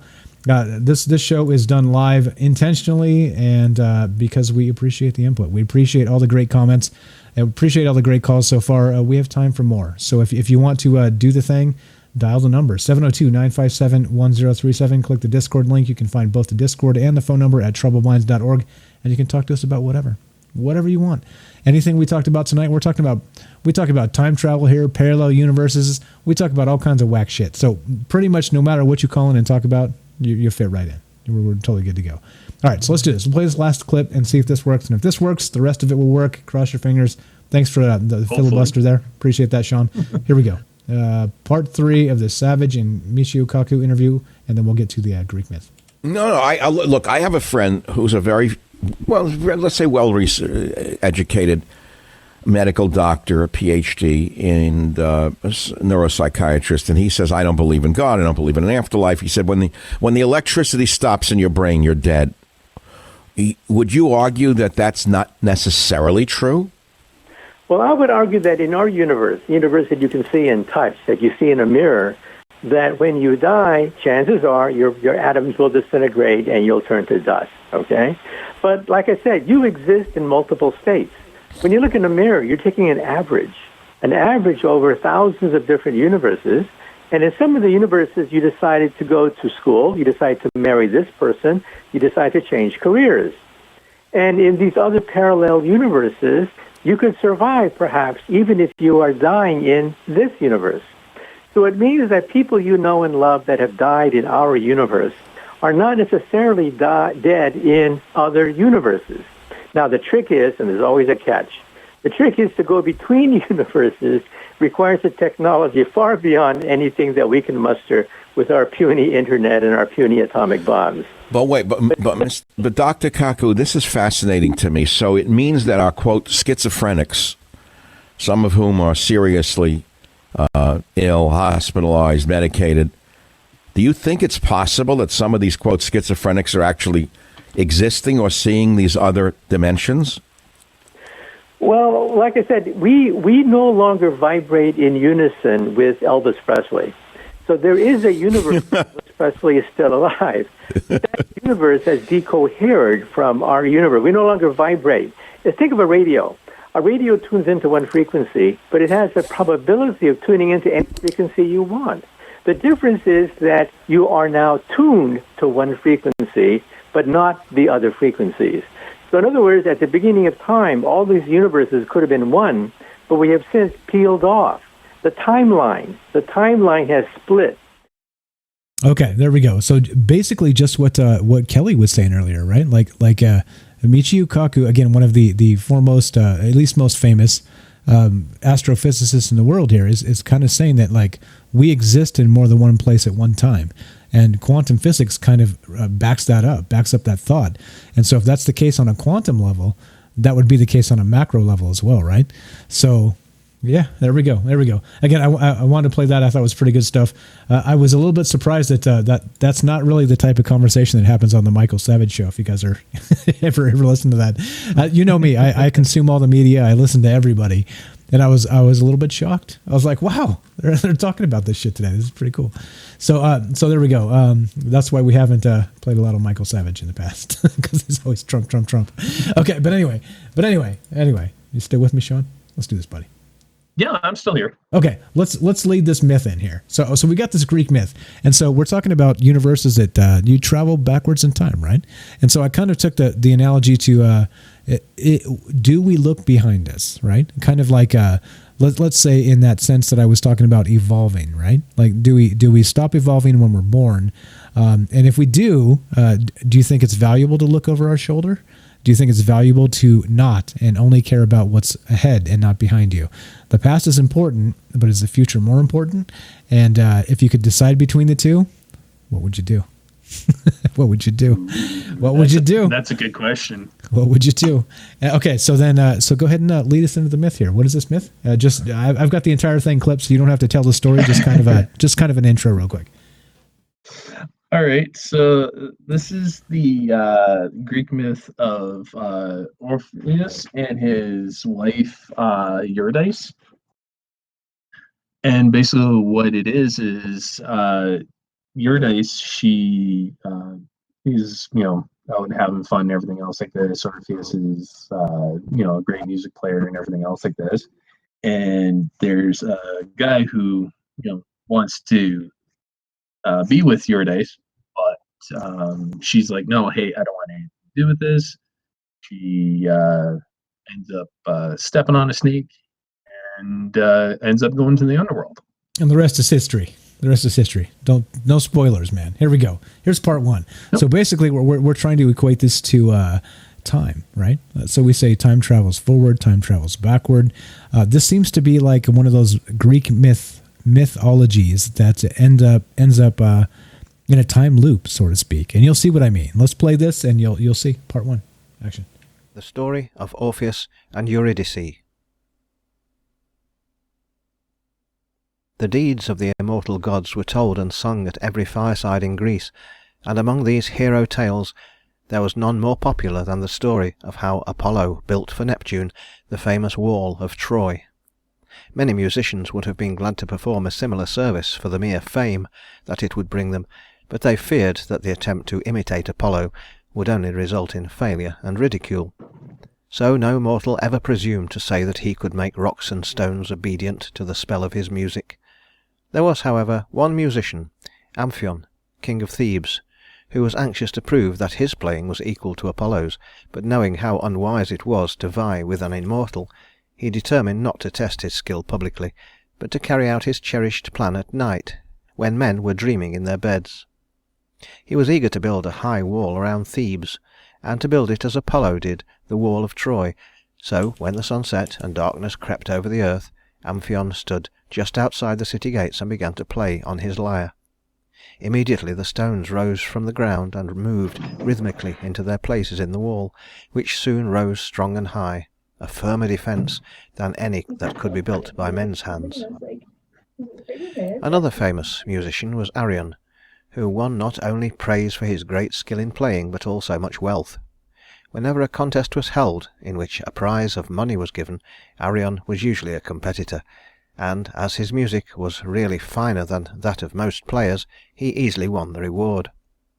Once he was returning from a festival in Sicily, whither many musicians had gone on account of the rich prize, and as he had come off victor, he was leaving the foreign shores well laden with gold. Unfortunately, he happened to embark on a ship owned by pirates, who had heard of his great wealth and were plotting to seize whatever part of it he had on board. Okay, there we go. That's how this thing starts again. This is one of the great romances in history. Trust me, it's going to all make sense. Here's part two. I'm going to just motor through this because we're a little bit long. What's up, Armando? Thanks for showing up tonight. Ash, thanks for being here. Here we go. Ash says he wants to. Ash has something to say. So here we go. We're going to part two of the Greek myth. We'll work Ash out, and then there's only 5 parts. It's pretty short, 10 minutes or so total. So I'm going to just smash through this, and then we'll finish this up. So here we go. Part 2, action. As the easiest way to do this was to kill him, the pirates began to bind him with ropes that he might not be able to struggle when thrown overboard. Arion calmly accepted his fate, but begged the brutal crew to allow him to play once upon his lyre before going to his death. To this the pirates consented, and when the wonderful music filled the air, a school of dolphins swam toward the ship, and kept close beside it, charmed by Arion's playing. Feeling sure that there was some magic in the music, the pirates hastened to throw the player and his lyre into the sea without waiting to bind him, but Arion did not drown as they had expected, for a friendly dolphin caught him on its back and swam with him to the shore, where he landed in safety. When, in the course of time, Arion died, the gods placed him, together with his lyre and the kindly dolphin, in the sky as constellations. The most famous of all musicians, except the one who played in the shining halls of Olympus, was Orpheus, son of Apollo and of the muse Calliope. When he was a mere child, his father gave him a lyre and taught him to play upon it. But Orpheus needed very little instruction, for as soon as he laid his hand upon the strings, the wild beasts crept out of their lairs to crouch beside him. The trees on the mountainside moved nearer so they might listen, and the flowers sprang up in clusters all round him, unwilling to remain any longer asleep in the earth. When Orpheus sought in marriage the golden-haired Eurydice, there were other suitors for her hand, but though they brought rich gifts gathered out of many lands, they could not win the maiden's love, and she turned from them to bestow her hand upon Orpheus, who had no way to woo her but with his music. On the wedding day there was the usual mirth and feasting, but one event occurred that cast a gloom over the happiness of the newly married pair. When Hymen, god of marriage, came with his torch to bless the nuptial feast, the light that should have burned clear and pure began to smoke ominously, as if predicting future disaster. Future disaster. So we got Orpheus, Eurydice. We've got Orpheus is the best musician in all the land. He was as a child, he was a what would you call it? Like a Mozart, prodigy. Right? Prodigy. There you go. Even better than that, he was a complete, like, you didn't have to teach him anything. He touched it, he knew. He was a master instantly. And so there we go. So he wooed the fairest maiden in the land with his music. And the god of marriage arrived, and there was some black smoke, some dark smoke, kind of giving us a hint of what was to come. Now stick with us. Exactly. Now this is just the beginning, guys. The next three, that was 2 parts. There's 3 more, and this is where it starts to get good. Okay. So of course, like every great love story, it always starts out well. Well, let's see where this goes. And keep in mind, like I said, this is we're trying to kind of tie this into the time, right? Into does time move forwards? Does time move backwards? If you could be one or the other and choose the past or choose the future, the past knowing what happened and what you lost and you could get back, or the future not knowing where you're going, what would you choose? Okay, clearly as mortals we don't have that choice, but let's say we're bestowing you the power of the troubled mind, and you're able to do these things. What would you choose? Would you look backwards, or would you forgive and forget and love the ones that have passed, and look forward to the ones of the future, type of thing? So there we go. That's kind of what we're getting at here. What we've always again, trying to tie it in, trying to make it make sense here. Robert says, those who live in the past abort their own future. There we go. Great comment. Good stuff. Okay, here we go. Comment. Very good comment. So here we go. So again, what would you choose? The past or the future, given the two? Binary, straw man choice, go. More cheap engagement, type it. The past or the future, go. As we play part number 3. Action. The evil omen was fulfilled all too soon. For one day when Eurydice was walking in the meadow, she met the youth Aristaeus, who was so charmed with her beauty that he insisted upon staying beside her to pour his ardent speeches into her unwilling ears. To escape from these troublesome attentions, Eurydice started to run away, and as she ran she stepped on a poisonous snake, which quickly turned and bit her. She had barely time to reach her home before the poison had done its work, and Orpheus heard the sad story from her dying lips. As soon as Mercury had led away the soul of Eurydice, the bereaved husband hastened to the shining halls of Olympus, and throwing himself down before Jupiter's golden throne, he implored that great ruler of gods and men to give him back his wife. There was always pity in the hearts of the gods for those who die in flowering time, so Jupiter gave permission to Orpheus to go down into Hades and beg of Pluto the boon he craved. It was a steep and perilous journey to the kingdom of the dead, and the road was one that no mortal foot had ever trod. But through his love for Eurydice, Orpheus forgot the dangers of the way, and when he spoke her name the terrors of the darkness vanished. In his hand he held his lyre, and when he arrived at the gate of Hades, where the fierce 3-headed dog Cerberus refused to let him pass, Orpheus stood still in the uncertain darkness and began to play. And as he played, the snarling of the dog ceased, and the noise of its harsh breathing grew faint. Then Orpheus went on his way undisturbed, but still he played softly on his lyre, and the sounds floated far into the dismal interior of Hades, where the souls of the condemned labour forever at their tasks. Tantalus heard the music, and ceased to strive for a drop of the forbidden water. Ixion rested a moment beside his ever-revolving wheel, and Sisyphus stood listening while the rock which he must roll through all eternity fell from his wearied arms. So there we go. We have the tragedy. So we have the marriage. We have the best musician in all the land. He woos the fair maiden, and they're married. Shortly thereafter, she's bitten by a snake. Tragically, she dies. Exactly. Bum bum bum. Here we go. Here's where we play the there we go. Are you not entertained? Are you not entertained? There you go. Is this not why you are here? There we go. So there's Russell Crowe shouting at you. So okay, so we have the tragedy. We have the marriage, we have the tragedy, and then we have Orpheus is not going to lay down and feel pity for himself. He wants to go into Hades itself and bring back his bride. And armed with nothing but his lyre, his musical instrument, he marches to the gates of Hades and begins playing to the three-headed dog of the underworld, Cerberus, which guards the gates. And here's the rest. Oops, which button? That button. Here's the rest. Yep. Like, it's a little more perfectly dramatic when I go. And here's the rest. The daughters of Danaus lay down their urns beside the sieve into which they were forever pouring water, and as the mournful wailing of Orpheus's lyre told the story of his lost love, they wept then for a sorrow not their own. So plaintive indeed was the music, that all the shadowy forms that flitted endlessly by shed tears of sympathy for the player's grief, and even the cheeks of the Furies were wet. When Orpheus came before the throne of Pluto, that relentless monarch repulsed him angrily as he attempted to plead his cause, and commanded him to depart. Then the son of Apollo began to play upon his lyre, and through his music he told the story of his loss, and besought the ruler of these myriad souls to give him the single one he craved. So wonderfully did Orpheus play that the hard heart of Pluto was touched with pity, and he consented to restore Eurydice to her husband, on the condition that as they went out together from the loathed country of the dead, he should not once turn his head to look upon her. To this strange decree Orpheus gladly promised obedience. So Eurydice was summoned from among the million shadow shapes that throng the silent halls of death.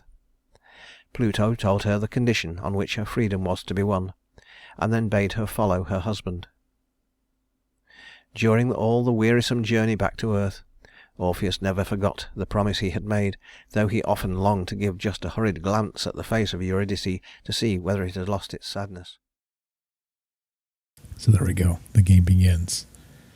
So Orpheus, go ahead. You do this, Sean. I'm talking too much. So Orpheus, turns around, hoping to see his, wife, because he thought that she had called for him, and then he turns, and sees her. Spoiler alert. Fade away. Does he turn? As she's calling out his name. Yeah. So of course, right? So they're stomping through. Think about it this way. Like you know that Tom Petty song, like that. You can stand me up at the gates of hell, but I won't back down. That's what this guy is, right? Like he's literally like he's taking his musical instrument and he's going to walk into hell itself to bring his bride back, and he's given one chance, and this one chance is this: he's allowed, based on his musical ability, the sadness of his song, to bring his bride back to the surface, back out of Hades. But the deal is, he leads and she follows. And if he looks back one time at her, before he reaches the real world, before he steps 1 foot out of Hades, he's done. And he can't have her back. And she stays in Hades forever. So they get there. Think about it this way. The amount of travel, think about it. through the gates amount of of hell, sacrifice. basically. Yeah, exactly. Just to get to the bottom here. And then you have to do all that on the way back and not one time look back to make sure she's okay. The love of your life, right? The light of your life. And here we go. As it ends. They're close. He can see the light of day. And he believes he hears his bride calling behind him. Last part, action. As they neared the spot where the first faint glimmerings of light filtered down into the impenetrable darkness, Orpheus thought he heard his wife calling, and he looked quickly round to find whether she was still following him. At that moment the slight form close behind him began to fade away, and a mournful voice, seemingly far in the distance, called to him a sad farewell. He knew that no second chance would be given him to win his wife from Pluto's hold, even if he could again charm the three-headed Cerberus, or persuade Charon the grim ferryman to take him across the river. So he went forlornly back to earth, and lived in a forest cave, far from the companionship of men. At first there was only his lyre to share his solitude, but soon the forest creatures came to live beside him, and often sat listening to his music, looking exceedingly wise and sorrowful. Even in his sleepless hours, when he fancied he heard Eurydice calling, he was never quite alone, for the bat and owl and the things that love the darkness flitted about him, and he saw the glowworms creep toward him out of the night-cold grass. One day a party of Bacchantes found him seated outside his cave, playing the mournful music that told of his lost love, and they bade him change the sad notes to something gay so that they might dance. But Orpheus was too wrapped up in his sorrow to play any strain of cheerful music, and he refused to do as they asked. The Bacchantes were half maddened by their festival days of drinking, and this refusal so enraged them that they fell upon the luckless musician and tore him to pieces. Then they threw his mangled body into the river, and as the head of Orpheus drifted down the stream, his lips murmured again and again, Eurydice, until the hills echoed the beloved name, and the rocks and trees and rivers repeated it in mournful chorus. Later on the Muses gathered up his remains to give them honourable burial, and it is said that over Orpheus's grave the nightingale sings more sweetly than in any other spot in Greece. Eurydice. So there we go. So this myth actually has several different endings depending on the source, but in most of them that I dug up, and I'll link the stuff that I pulled up, and you guys can check it out. As always, again, transparency. I'll link the stuff I found. If Sean's got anything that I missed, we'll link that as well. But most times, in the way this story is told, so we have he loses his bride to the snake. He goes to Hades. He plays his lyre to get him all the way down to the bottom. He woos Pluto, the god of the underworld, Hades himself, and then he brings his bride almost all the way back. And at the last second, through some trick of some sorcery, some witchcraft, some trick of the devil, he thinks he hears his bride call for help. And he turns and looks over his shoulder and has to relinquish her forever back to the underworld. So, I mean, yeah. And then, through one reason or the other, he ends up dead anyway, because he's in such a sorrowful state. No matter what the actual myth ends up being, his only way to get her back now is for himself to die. And so, there's your look forward, look backwards. Are we in some sort of loop? What's going on here? Anyway, go ahead, Sean. I know I know you got shit to say, but yeah. Oh yeah. I always got stuff to say. Actually, in my book here that I have, it's called the Greek Myths, Gods, Monsters, Heroes, and Origins of Storytelling by Stephen P. Kershaw. He has in here that Zeus was he put his lyre, Orpheus's lyre, into the sky because of all the tragedy that had befallen, and for how saddening everything was. You know, for someone to go through so much sacrifice and, you know, having to deal with everything, you know, just to have like your heart literally ripped out and taken away from you. It would leave you in a super state, and having such musical talent and everything else like this, that having one of the gods be like, hey, you know what, it sucks what happened to you, let's kind of in a way immortalize you. Yeah, and again, like so he in the end, right? In the end, it's like it's that cycle, right? It's the life and death cycle. It's like I said, what do you choose, right? Given the choice, would you choose the future? Or would you choose the past? Not knowing what the future brings, or you can have the past back, right? It's again pretty profound, and again, like kind of back to the beginning of this whole thing, when we have a parallel universe where time moves backwards.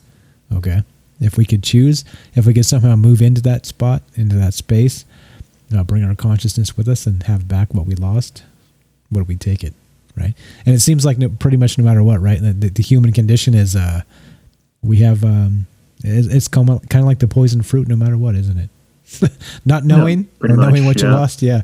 Like you're damned if you do, and you're damned if you don't, and that's kind of the cycle here. But again, yeah, like Nikki says, beautiful story. I agree 100%.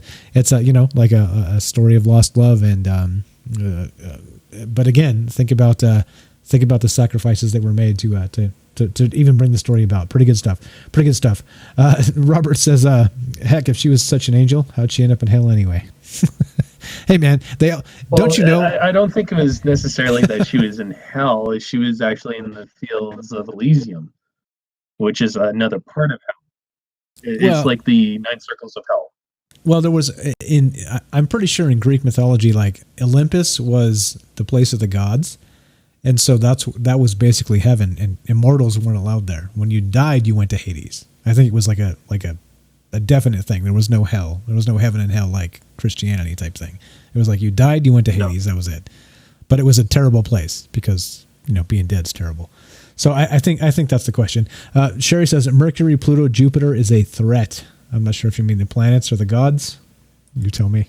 I think she's talking about the gods. The gods. There we go. So they're not good. Not good. Well, as we can see, the story here didn't end up well. So they ended up together, but they were in the most murky, dismal place that you could conjure. So terrible. I laugh Actually, again. There's a rather interesting TV show that just recently. It's called Upload.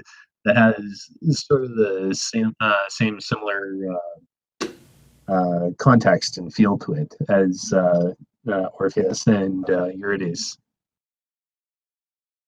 So what happened? You can't just drop it. You gotta brief me a little bit. Come on, I don't watch TV. It's a new show. It's on Amazon Prime. If you have that or something like that. But essentially, this guy, he's like I guess like a genius level coder. An accident befalls him, and he's given the choice of either taking a surgery that may have his chances of he may live, or being uploaded into a virtual heaven. And he's got a girlfriend, I guess, girlfriend / fiance, and she's just absolutely in love with him. And I've only seen a couple of episodes, but I did see the last one that they have for the season, and it's actually rather interesting. Okay, fair enough. I'll have to check it out. Again, this is the thing, right? This is what happens when people tell me like, you got to watch this thing. It's really good. I believe you. I just, I don't know. I'm doing other things. I just don't watch a lot of TV. Ash, what's up, man? You're listening. Get your ass in here. Come on, Ash. Get your Ash in here. Let's see. Come on, Ash. Get your Ash in here, Ash. All right, there we go. All right, so if you got something to say, Ash, now's the time. Get your Ash in here. If you don't, man, well, I'm gonna call you out, and you'll forever be in the annals of this show as saying you're gonna show up and then not showing up. I'm sorry, quitter. Okay, so at the end of this, well, I mean, here's the thing, right? I don't know, right? I don't know, Sean. Triple thank yous. Yes. because I like when you sent me a message this morning, you were like, "Hey, what are we doing for the show?" honest to God, I had no idea. I was like, damn it. I don't know, man. Like, why all the pressure? I don't know, man. I don't know yet. Why? Yeah. And he wasn't like badgering me, like, give me a sneak preview. He was like, oh, well, how about this? I was like, there's some ideas there. We could work with that. So yeah, anyway, that's what I'm saying, right? So many thanks to Sean here. I appreciate it, my man. Yeah, like there's inspiration comes from many places. And like we've done a lot of aliens recently, some crash landings in Brazil, some Sweden stuff, we had UFO Joe on. We've had a lot of UFO stuff. So I think I was definitely not going to do aliens or UFOs today. So when Sean popped up this morning and said, "What's up? You want to do some Greek myths?" I was like, hell yeah. Hell yeah. Hell yeah. But there it is, right? That's what I'm saying. And so we're at the point in this, like we know each other well enough. If you guys are hanging out, if you're still here, you know me, I probably know you. And it's open. Like this is an open show. Again, you don't have to have the UFO blog like Linda Moulton Howe, like I always said, or your own website or show or anything. Like this is the people's show. This is our show. So if you want to do this, Sean, you're always welcome. Anybody else out there, if you want to, even if you think you can't hang for like 3 hours and you get shy or whatever, it's fine. Come and hang out for 15, 20, 30 minutes. I'll do the heavy lifting. I'll do some research to help back up whatever your story is, and we'll talk about it. It's okay. It's okay. So again, I'm inviting all of you. If you're still here, you're a super fan. I dub you a super fan. I'm sorry for the Facebook top fan badges that come and go. It's all an algorithm, guys. I don't touch it. I don't know how to fix it. If I did, I would. So I'll look into that. You have my word. I'll look into that. Maybe I'll just start adding you guys because I know many of you. Right? This is not a guessing game. I know many of you. So the point is, if you want to be on the show and you have something to talk about and you want a narrative that we need to kind of discuss and you have an experience or whatever it is, you're welcome. And that's it, right? And you see, Sean, like Sean's on tonight. We had a good time.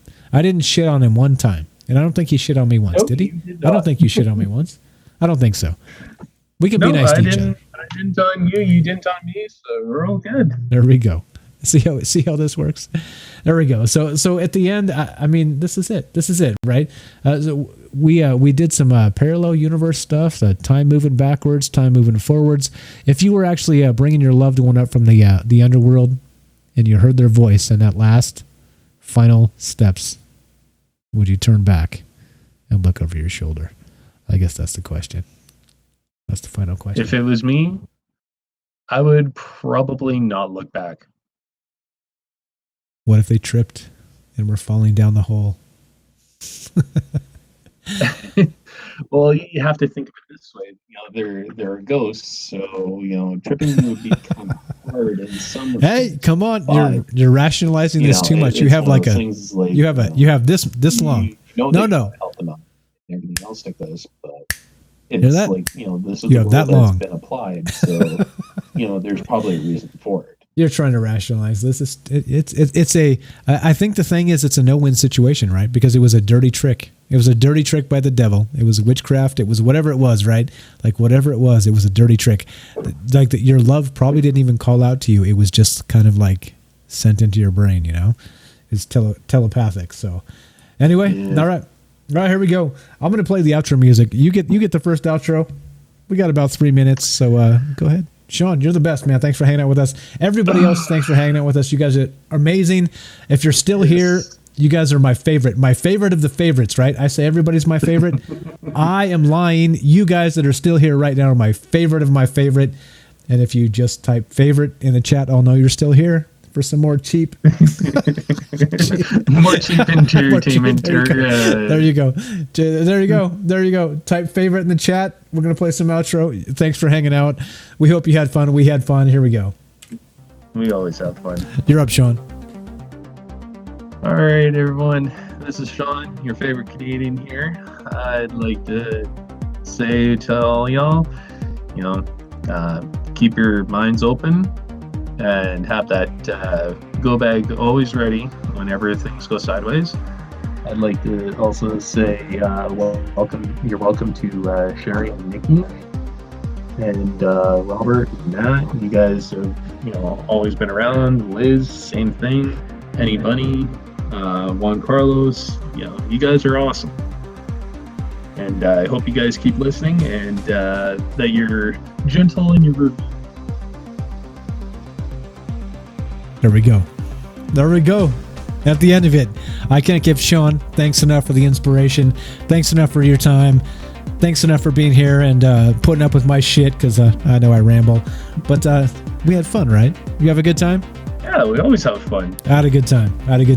You guys are the best. We got favorites. We got Matt says favorite. We got Robert says favorite. We got Elizabeth says Jello shots. You're still here. Good enough. Also my favorite. Nikki says favorite. Sherry says thanks, guys.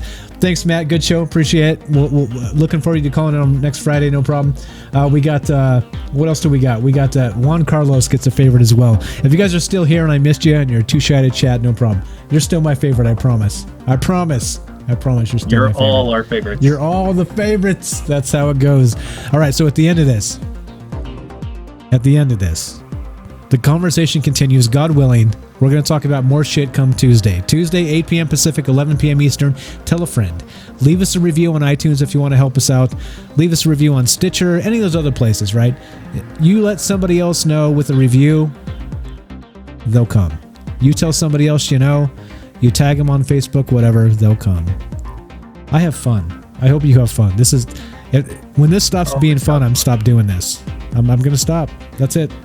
So as long as this stays fun, I'm going to keep doing this. Again, thank you so much for hanging out, guys. You're all the best. Larry, a favorite.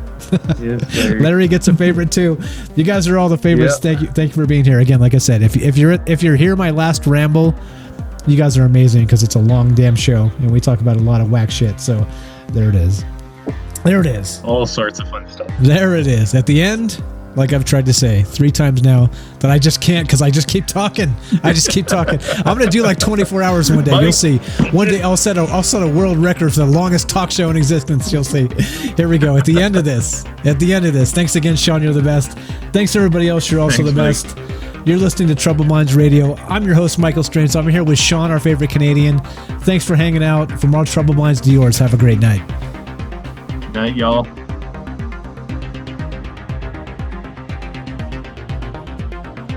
Hang out for one sec, Sean. I'll talk to you in a sec.